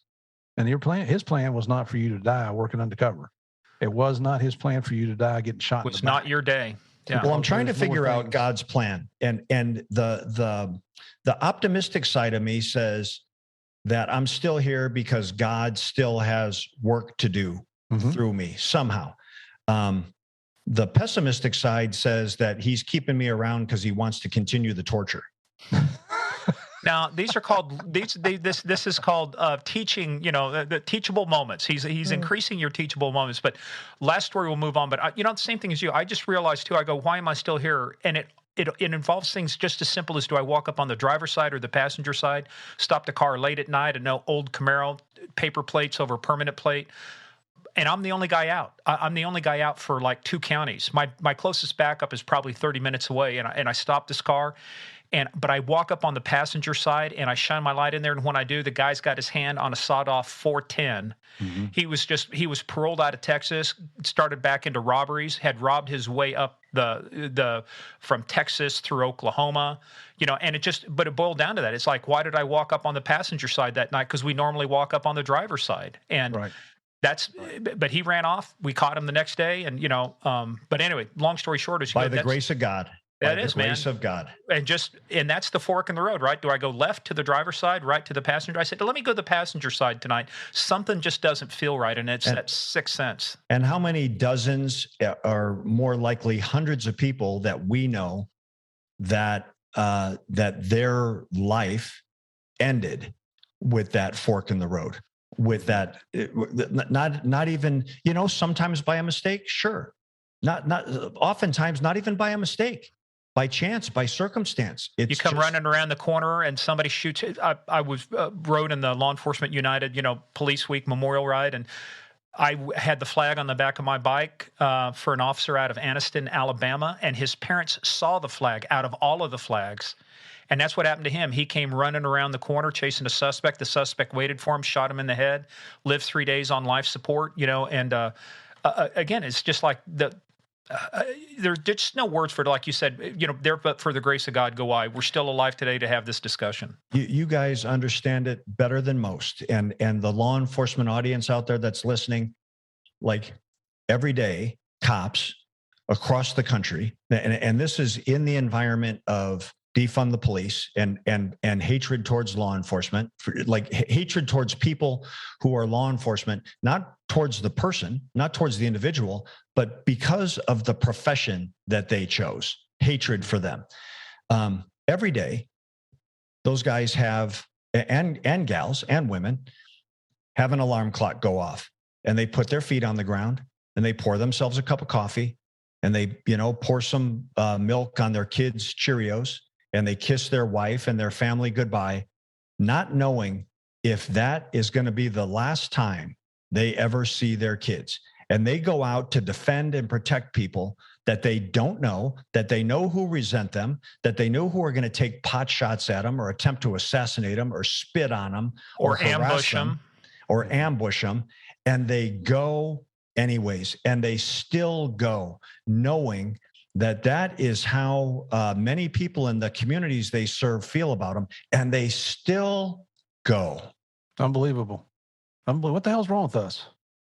Well, I try to comfort myself by saying the silent majority understands that. The vocal minority are the ones that rouse up the hatred. That and maybe that's true, maybe that's not true, but that's how I try to comfort myself, that most people do appreciate and understand that men and women every day go out there, put their lives on the line, risk never seeing their families again in order to protect someone else's family. Right. And just the other day was Law Enforcement Appreciation Day here in the United States. And when I post things on social media just to recognize law enforcement, and solicit public support, and you always get more hits on that than anything else we post. Yeah, and just I want to put one fine point on this. We're going to move on, but I'm a proud member, a supporter of the Officer Down Memorial page, very similar to the National Law Enforcement Officers Memorial. This is nonprofit. They go back, they catalog canines killed on the line of duty, officers killed. They've gone back and do that, including COVID. But you talk about you not knowing, and I want to. If people take a look, they just need to look up the name Marlena Roberta Ritmanic. She was a sergeant with the Bradley Police Department in Illinois. Here is a mother with kids. Her and her partner go up about loud music and animals in a car. Long story short, when they open the door, they're ambushed by these folks. They wound her partner. She's pleading for her life. They shoot her in the head. They kill her. They execute her. And this is a mother who will never go home to see her kids again. And you say, why? And people say, well, why would you do a job like that? Well, if not us, then who? Who is going to do this job if we don't? Perfectly said. It's a calling. It is absolutely a calling. I got to get off my soapbox here, man. Well, let's lighten things up a little bit. Lighten up, So you've got a hole from front to back, and now you're in the hospital. Here's the other thing, too. You told us about this. I'm thinking, you got a penetrating wound like that, goes through your lungs. I was used to be an EMT in addition to a trooper and all that other stuff. I've watched chest tubes be inserted in the field. I've never had to do it, and I've never had it done to me, but you had it done to you, pal, and then you recover from this. That number one, chest tube's got to be the most excruciating thing for men to go through, but I thought you'd be out for months. You weren't. Well, you know what? So I arrive at the emergency room, and they're wheeling me on a gurney towards the operating room. And so I'm looking up at a nurse who's pushing my stretcher. And I asked her a very honest but very innocent question. I said, am I going to die? And she looked down and she said, you're hurt bad, baby. We don't know yet. And I was like, wrong answer. Like, lie to me right now. Yeah. Just tell me what I want to hear. So we get to the emergency room, and I couldn't breathe. I had a collapsed lung, and my good lung was filling up with blood clots. I was choking. I couldn't breathe. And a doctor comes in that literally looked like he was 12 years old. And he says, hey, I need a chest tube. And so they bring in the chest tube, and he's like, man, we got to hurry. So just bite the bullet on this. And he slices open my side without anesthetic. But the reason doing it, right, because you're literally drowning to death. You can't breathe. The blood is your lung is collapsing. If they don't get that in there, you're going to die just from that alone. Absolutely. I was suffocating on my own blood. So first things first, right? There was bleeders to deal with, but they had to I had to oxygenate. ABC, airway, breathing, circulation. If you don't take care of the airway, everything else is moot. So they've got this chest tube, which is this clear plastic, neoprene, kind of fat, almost like a 1-inch tube, and they're trying to push it in this incision that they've created to get it into the lung cavity, which is being filled up with blood, so my lung can't expand. And they're pushing it, and it's they're struggling. I can tell they're struggling with it. And I hear the doctor say, I'm going to need some rib spreaders. And I'm like, what are rib spreaders, man? You know what? Well, rib spreaders are this two-pronged ratchet, almost like a socket wrench, that they stick in between your ribs, and then they ratchet it up, and it spreads your ribs out. So it gives them room to insert the tube, and they carve out the cartilage and they pop it all out. So finally they get it in, and they turn it on to this suction pump. And I distinctly remember that chest tube hitting that blood area in my chest cavity, and the clots being sucked down this tube looked like freaking stewed tomatoes, getting dumped into a bucket. Jeez. Oh, you and your you were meant to write stuff, because your word descriptions between that and describing, we're gonna have nightmares tonight. You can't unsee this. Oh, It'll be a monster blood clot trying to get me in my sleep tonight. I can see it coming. A giant stewed tomatoes after you. Attack of the Killer Tomatoes. That was a bad horror movie. How long were you in recovery? Because most people, you hear stuff like this, you go chest tube shot like that. You got to be out 6 months. How long were you out? It was relatively quick. I was in outstanding shape. I had just come off an athletic career. And so I was in really great shape. I was 26 years old. I was a young man. I got shot on November 19th, 1987. And I showed back up at work the week before Christmas. So I showed up back at work. Now I was still in recovery. I wasn't really ready to go back to work, but I just wanted to get back to work. And I wanted to show my peers and my partners, yeah, a bullet went through my chest, but here I am, man. I'm fucking invincible. I'm back. And that goes back to what your dad taught you. Get up, fight back. So I came back to work, and my supervisor is like, "What are you doing here? It's like Christmas week." And I was like, "I'm not supposed to be here?" And he's like, "Dude, you have months of workers' comp that you can use. You get 90 days free. You can extend that for another 90 and another 90. He goes, you literally don't have to come back here for another year if you don't want to." And I was like, yeah, if I didn't want to, I want to be here. Mm-hmm. I don't know what assignment you can give me right now. It's very limited, but give me something to do. Well, let me read a passage from your book, because this describes, and again, you don't get this unless you've been this close, but you go, "After being shot, I began to feel the first pangs of invincibility. The rush of death, near death, did something dangerous to me, though I couldn't see it at the time. I didn't want to get shot ever again, but I wanted to get as close to that flying bullet as I possibly could. Nothing makes me feel more alive than how close to death that you came." Yeah, I truly felt invincible. I felt bulletproof. It was my own brainwashing, my own self-brainwashing. But I was like, man, I had a bullet go through my chest, and here I am. I was like it's not going to get any worse than this. We all know lawmen who go through 25, 30-year careers and never break leather, in a combat situation. Mm-hmm. The only time they fire their gun, it's at the range, in a training environment. Yeah. And bless their hearts, man. That's awesome. We know that is the norm. The abnorm, what was unique was that event happened. It happened, after 4 days on the job. That's what made it unique. I mean, people have, survived thousands of times what I went through, but in my mind, man, I was bulletproof. Did you have any lasting negative effects from that gunshot wound? Nothing physical. I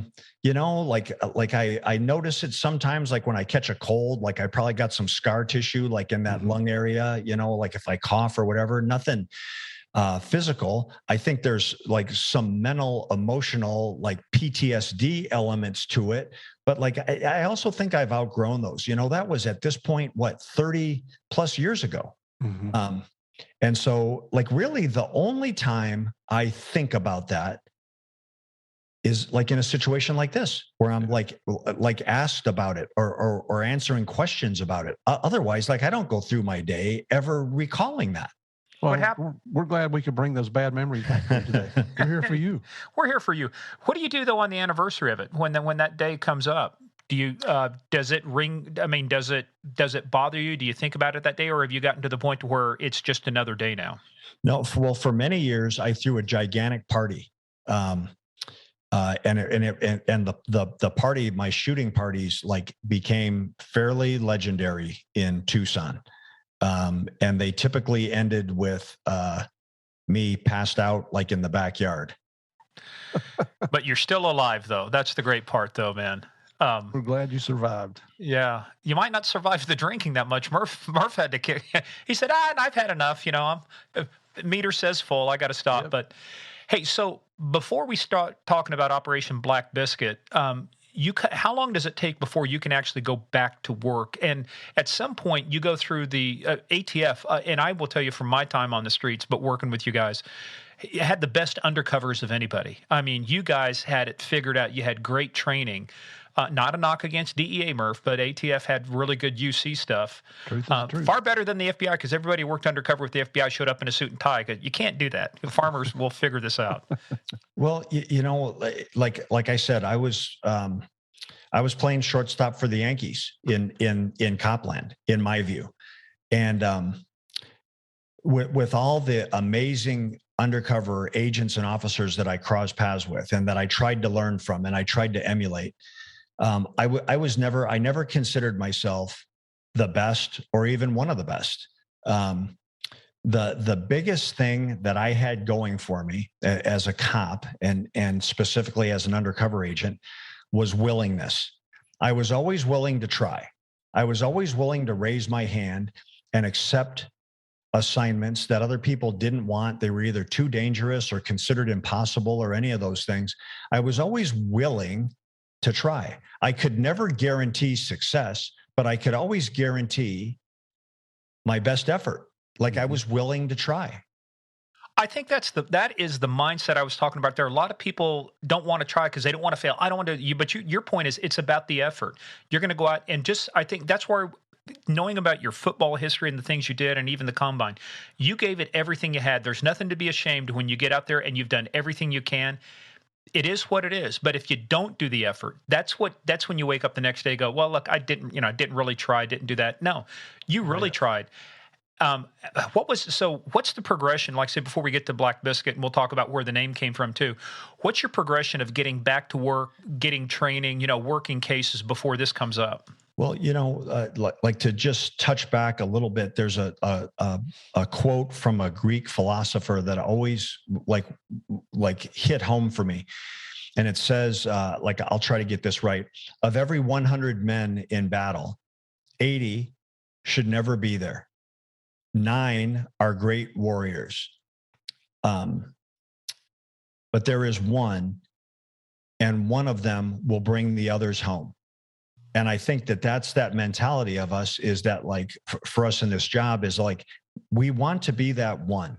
We want to be that one that survives it all and then carries our partners and our friends and our peers home with us.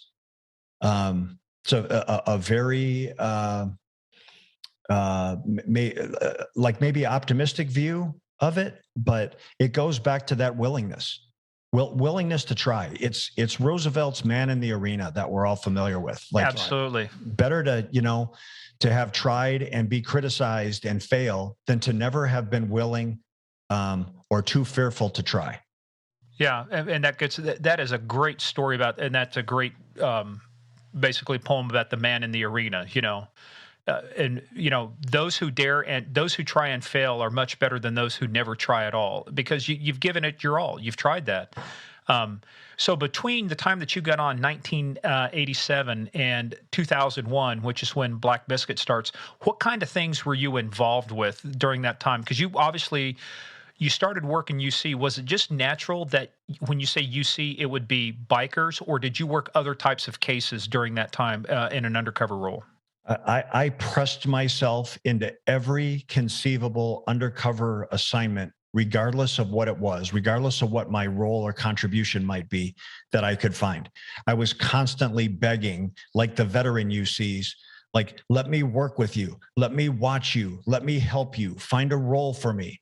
I was constantly trying to learn. I was constantly studying what they did, how they did it, where they succeeded, where they failed. I was constantly processing lessons from the people I admired.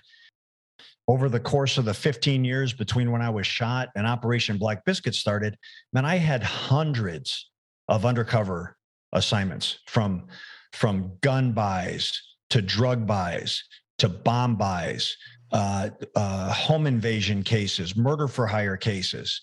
Like after I recovered from my shooting and I was in Tucson, the shooting took place in Tucson, and I wanted to work undercover. That's why I came to ATF. And I told my bosses, like, man, I want to get back to work. And their response was, well, like, if you're going to work undercover, you can't do it here. Like, you played college football here. Now you've got all this notoriety from this shooting. Like, you can't do it here. And I was like, well, then find some place where I can, because that's what I want to do. I was transferred to Chicago. A year later in Chicago, on an undercover assignment, I was run over and shot again. Like a year later, we did a reverse of some machine guns to some gangbangers in Joliet, Illinois. And during the arrest phase, like I was caught again in a bad spot during the arrest phase. And as the suspects tried to escape, they ran me down with their vehicle. And I shot the driver and was shot, this time smart enough to leave my vest on, shot in the vest and flipped over the car and was pretty chewed up from that event too. So like within the course of 18 months, I'd been in 2 like violent combat shootings. And I just came back to work and just kept trying to find opportunities to grow and to learn and to, like I said, I was never the best undercover out there. I can name dozens of agents and officers who I view as being better in that tradecraft. I was just always willing to try. Yeah, and we call that a bullet magnet. Oh yeah, I mean, well, shit magnet too, man. It's stuff happens around you, you know. Well, you know what happens though to the bullet magnets out there, the quote unquote bullet magnets, the shit magnets that we all know. Mm-hmm. Typically, they're people that are constantly forcing themselves, you know, into risky, perilous situations. Right. Sometimes ill-advised, sometimes without the best common sense. Like that applies to me. I was constantly trying to push the envelope. I was and many times blew through the envelope. And many times when you blow through the envelope, especially as an ATF agent, you find yourself sitting before a review panel where your conduct and your decisions are being evaluated by people that wear neckties and cufflinks to work, and they're reading from a policy manual, and they're saying, "Man, this is outside of policy. This is outside of procedure." Yeah. And yes, sometimes it was. Like I'm trying to make like street decisions, and it doesn't always fit on, you know, in the notebook that you're carrying. You know, that is a familiar refrain. You talk to a lot of cops who've been through review boards or something else, and you know, it's just amazing that people think that they get promoted into a position and it gives them this wisdom to know everything that goes on. And it's like, I remember doing a project, I won't say where, but had a lot of executives in there from, you know, a lot of different agencies. And, you know, the thing was, you look at them, I had more time on the street than all of the people in the room combined. And my question to one of them one time is, when's the last time you put a set of cuffs on anybody? When's the last time you were actually out there to write a report and make an arrest? Many of these people had never done it. They had just done some admin position, worked their way up. And to your point, it's different when you're on the field calling an audible, to use a football analogy, and you got to you play what you're given. You can't always go back, well, I can't do that because policy says that. You know, when we talk about Black Biscuit, and I'm just thinking through ahead of some of the scenarios.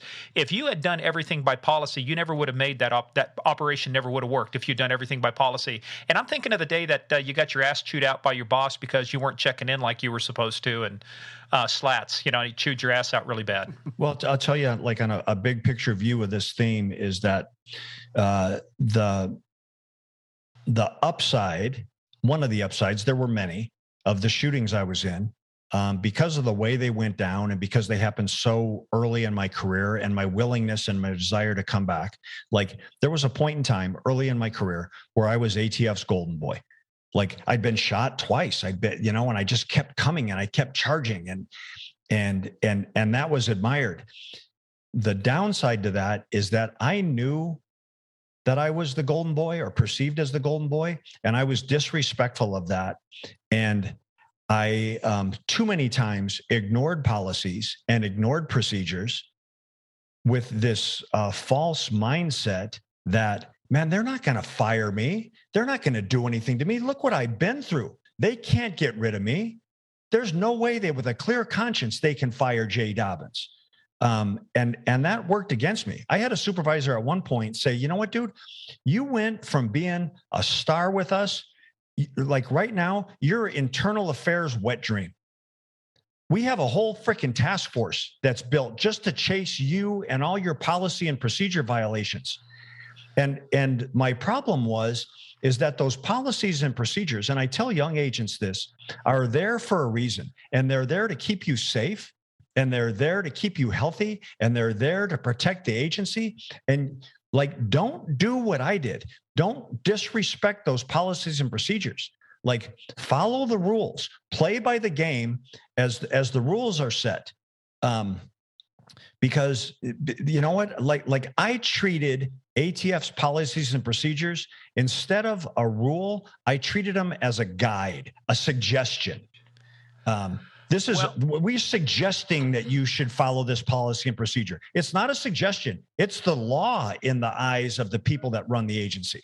Yeah, Murph, I'm just thinking back to some days in Colombia. Don't leave the base. Don't, stay at Carlos Holguin. Boss. That's right. Now, yeah. But let me. And could you have chosen to not follow that policy, that procedure? Yeah, you could have. You know what? But then the end game, the result that those same people that want to hold you to task for the success that was created by skewing outside the envelope, when it goes good, they're going to be the first ones standing in front of a podium taking credit for the work you did. But the second it goes bad, you are all on your own, and you are self-accountable for the decisions you make. You're a man without a country at that point. But you're not kidding. Yeah, let me put a fine point on. There's a difference between intentionally ignoring policies just because you can, because you're thumbing your nose at people, and what I was getting at. But when you're out in the field and have to make an operational decision, and you're just dealt a crappy hand and you play the hand, might you violate some policy at that point? But you do it with the knowledge is that what I'm doing is either protecting somebody, saving the operation, or getting myself out of there, safely.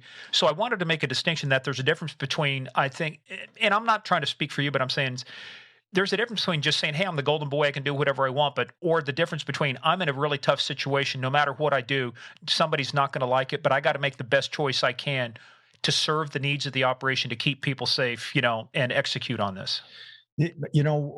My problem, one of many, is there's times when I probably regretfully made conscious decisions that I was going to go outside policy with a real-time street decision. But I did it knowing that, like, when this gets found out, when this is exposed, when this is captured in a report, there's going to be hell to pay, and I'm doing it anyways. Now, is that the best way to conduct yourself? It's probably not. I would not suggest anybody operate that way. I'm like, man, learn from my lesson. Don't reinvent the wheel that I invented, because it breaks. It does. Don't do that. Play by the rules. Well, let's talk about that now. Let's move forward. Well, Steve's going, no. What? No, I was just saying it's. I'm being a smart ass. Yeah, you're being a smart ass because you're down in Florida now, and you can afford to be because you're wearing shorts. By the way, what's your temperature right now in Arizona, Jay? It's going to be 75 today. I'm looking at some golfers outside my backyard in shorts and t-shirts. We're only going to hit 72. Sorry, we're there now. We're at 45, and we're going to get maybe 8 to 12 inches of snow this weekend. So we'll just deal forward with it. So let's talk about Black Biscuit. But first of all, let's go back and talk. There's one thing too. It's your UC name. One of the things with Undercover, and you guys are better. I mean, you're better at this than I am for sure. But one thing I've always learned too is you want to tell as much of the truth as you can, because it's too hard to keep the lies going or the deceptions going. But you used Jay, but where did the name Jay Bird, how soon in your career, or was that a nickname from college? When did you start using Jay Bird? Yeah, I didn't start using it, until commonly until I was in an undercover role, but I had been Jay Bird since I was a kid. I had an uncle who called me Jay Bird, and it just had kind of resurfaced when I needed it for a part of a cover story. But Morgan, you're spot on. It's been my experience that when you're building a false persona, when you're building your cover story, your personal cover story, that you keep it as close to the truth as possible. You keep that lie small. You take real life events, you take real life experiences, and you put just a little twist on them to build your cover story. Because then, in essence, you're really not lying. You're telling a fabricated version of the truth, and it makes it easy to lie. I don't want people to just gloss by this because bad guys are good at seeing through bullshit too. And if it looks like you're bullshitting somebody, especially when you're dealing with somebody like the Hells Angels and you don't have a solid story and you don't believe your own story, people start picking up on it. And one of the things I thought was really cool, let's start getting into the operation now, because you guys would have, in a sense, what we used to call murder boards. You'd come in and people would quiz you as though they were the real, Hells Angels or the real bad guys, and see, will you crack? Will you lose your way? Will you flinch?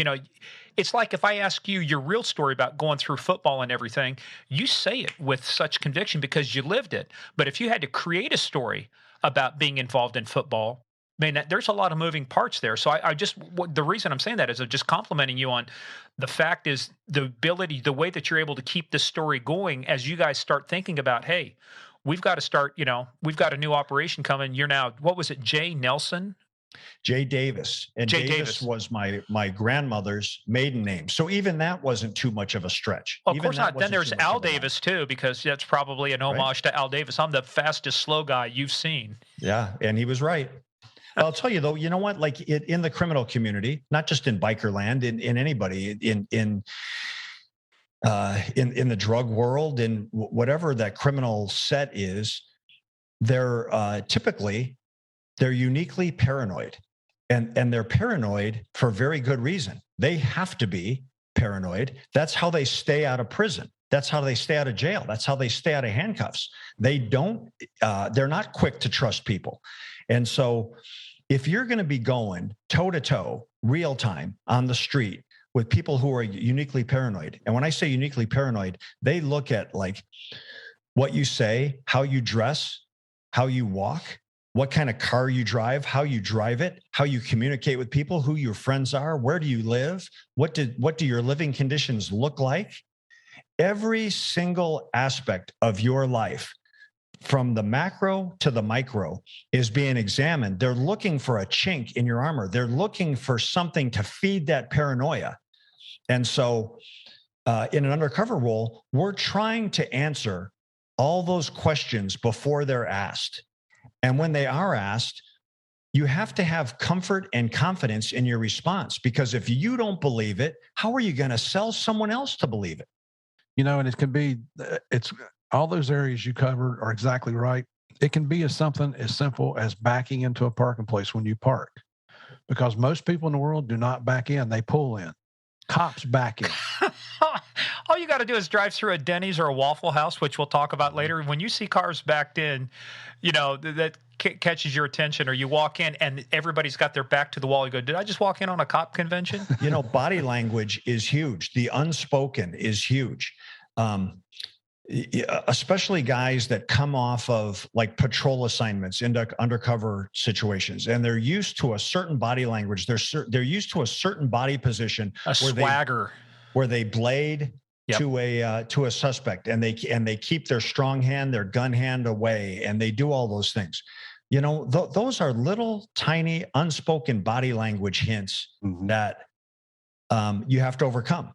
Like one of the techniques that I've ultimately learned to use, if I walked into an uncomfortable environment, there's a lot of times where I would like come in, introduce myself, say hi, like lay down on the floor, kick my feet up on a chair, and say, man, you know what? My back is killing me right now, and light a cigarette and negotiate from my back.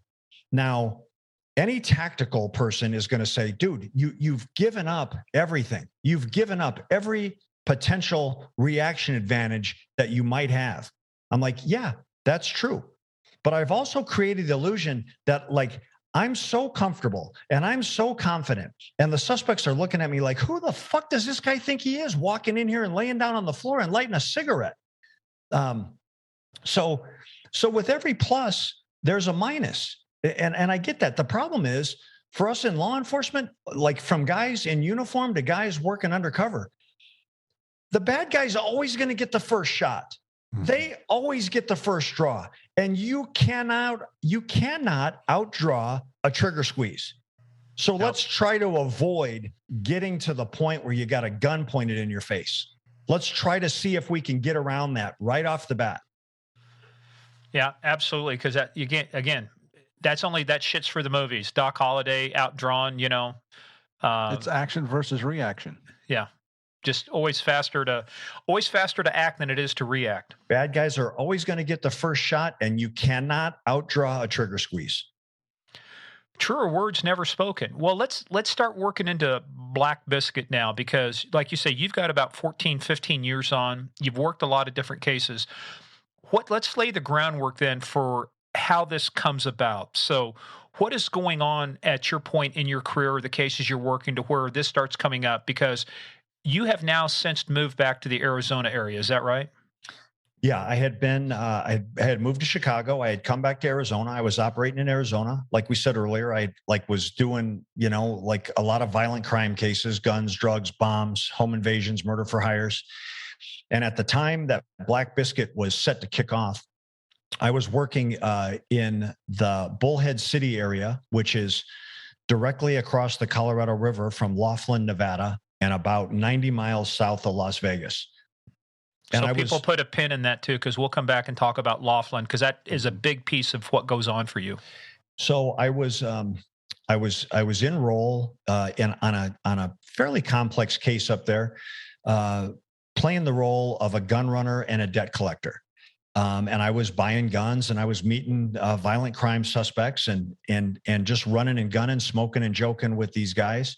And two events took place in the Hells Angels world within that same time window that were critical to the kickoff of Black Biscuit. A woman in the Phoenix area named Cynthia Garcia was befriended by some Hells Angels. They took her to the Hells Angels clubhouse in Mesa, Arizona.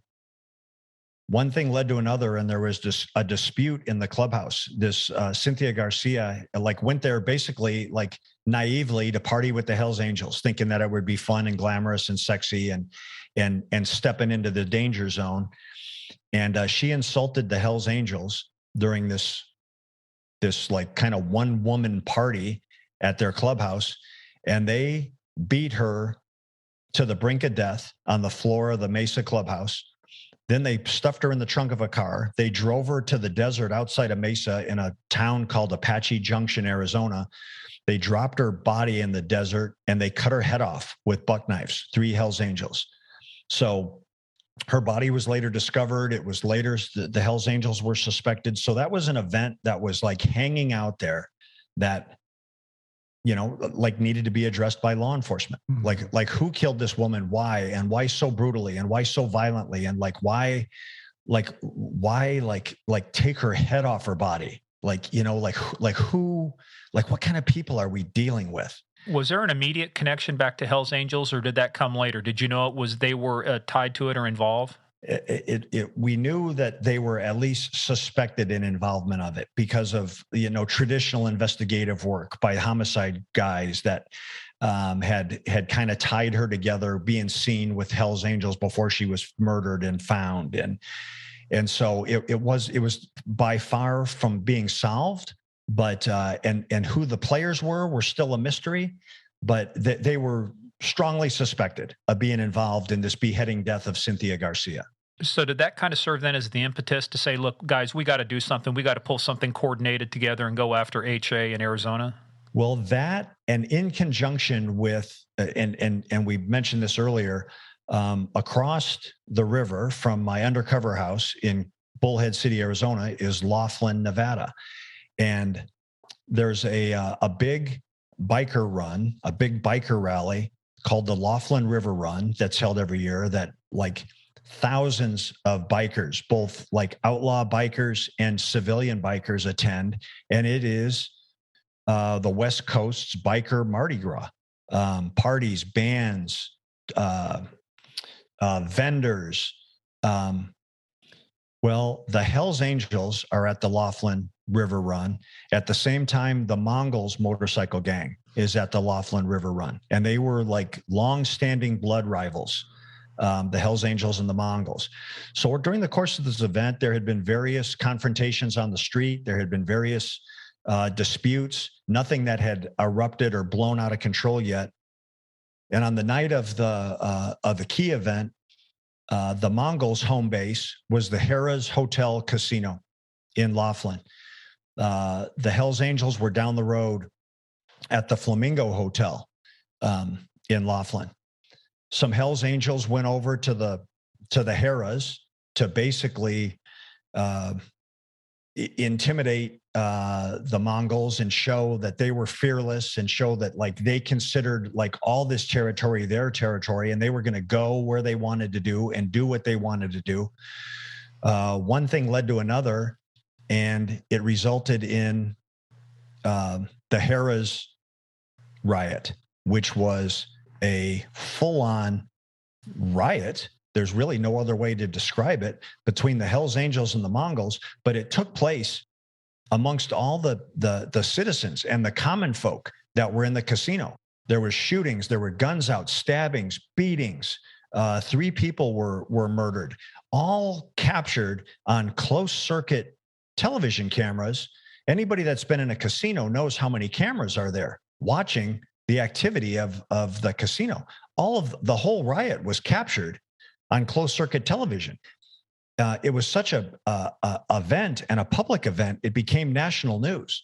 So you can, when you tie together the River Run riot with the murder of Cynthia Garcia, those were 2 critical elements where an ATF case agent in Phoenix named Joe Slatella decided, like along those same lines that we touched earlier on in our conversation, like, I've got to do something about this.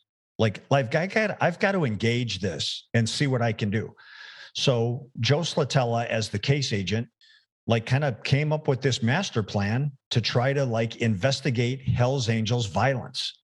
Now, when did the actual operation kick off? Because did it started forming, because the Laughlin riot was April of 2002.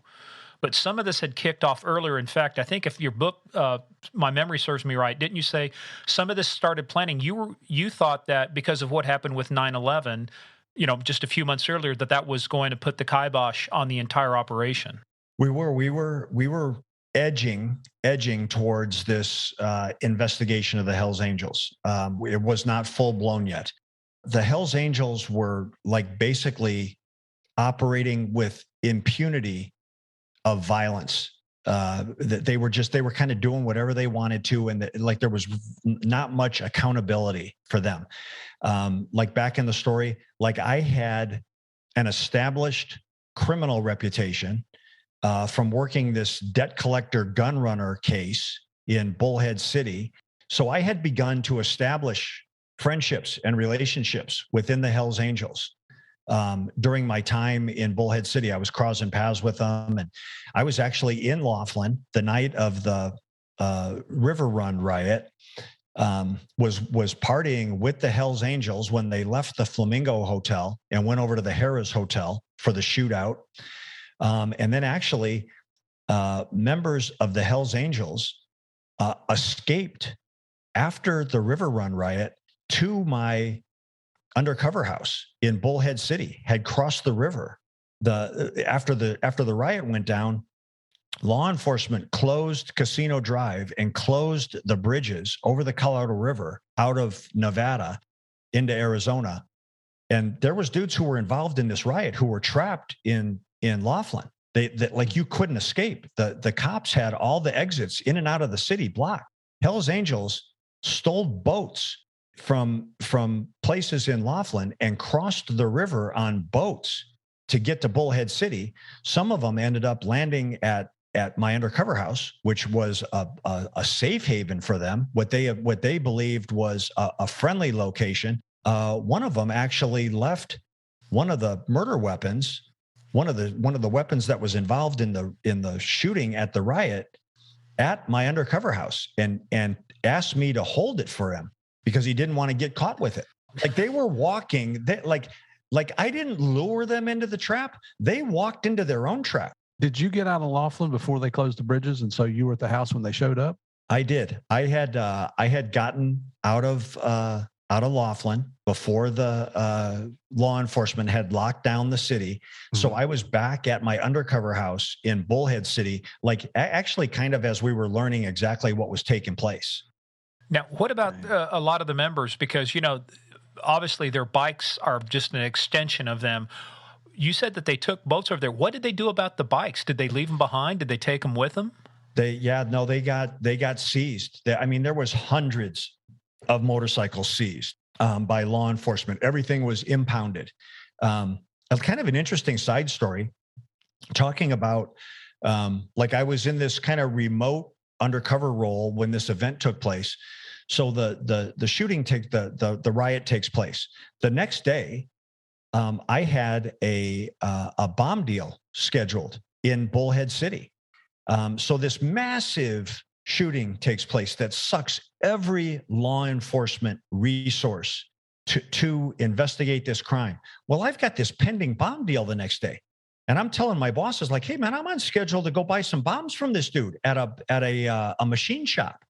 And they were like, dude, like, that ain't happening, man. Like, there's no one left available. Every resource, every man is working this shooting. And so me and another agent, like, we just basically went out on our own in the midst of the Laughlin riot while everyone was focused on that, and went and bought some bombs the next day from a suspect in Bullhead City. Hey, man, life goes on. Yeah, it does. And it's like, so there's this giant riot and there's this stuff like that. That doesn't mean that everything else came to an end. It appeared that it did, but that doesn't mean that everything else came to an end. There was still work to do. That's why you tell the guy you're buying bombs from, this is the best time to do business. All the cops are over in Laughlin. It's, clear sailing here right now. Trust me, that was one of the lines, is like, you know what? If you ever felt comfortable, feel comfortable today, because there's no eyes on us right now. Oh, the bad part for you is you have no cover out there. Yeah, you know what? And again, like, coming back into like some of those failed decisions on my part, I operated a lot of times without a cover team, which was outside of policy, outside of procedure, pushing forward on the investigation. Was it safe? No. Was it sound? No. Did it apply common sense or logic or reason? No. A lot of times I did it anyways. And like, you guys both know this, I had a view of cover teams. I had a vision of cover or like a mentality of what cover teams were. And trust me, I had some great cover teams. I had cover teams that came and rescued me and saved my ass many times. But my mentality was that I was on my own. I never relied or put all my eggs in the cover team basket. I wanted to solve my own problems. I always thought that a cover team, the best they are going to do if I get shot up is come in, break the door down, like deliver some street justice for my murder and hose my brains off the porch. That was the mentality I had. Like, don't rely on these dudes. I know they're coming, and they're going to come with everything they have, and they're going to use all their expertise and all their skill and all their tradecraft to do their job. But don't rely on them. Rely on you, Jay. Solve your own problems. Well, not to mention too, the kill units, they break down, the cameras stop working. There's 1,000 different things that go wrong, that usually do go wrong when it comes to doing surveillance. Yeah. The wire dies. Someone doesn't see the visual signal. They don't hear the bus signal, and you're sitting there with your thumb up your ass waiting for someone to come and rescue you, and they ain't coming.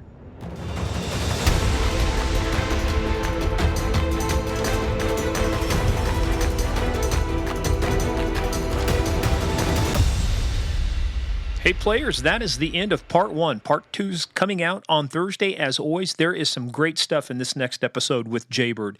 He really gets into the Hells Angels investigation, talks about the impact on his family, and what happened between him and the ATF. In the meantime, go visit our webpage, gameofcrimespodcast.com. We got a lot of pictures of Jay Bird there, plus our book list. His 2 books that we will be talking about are on there.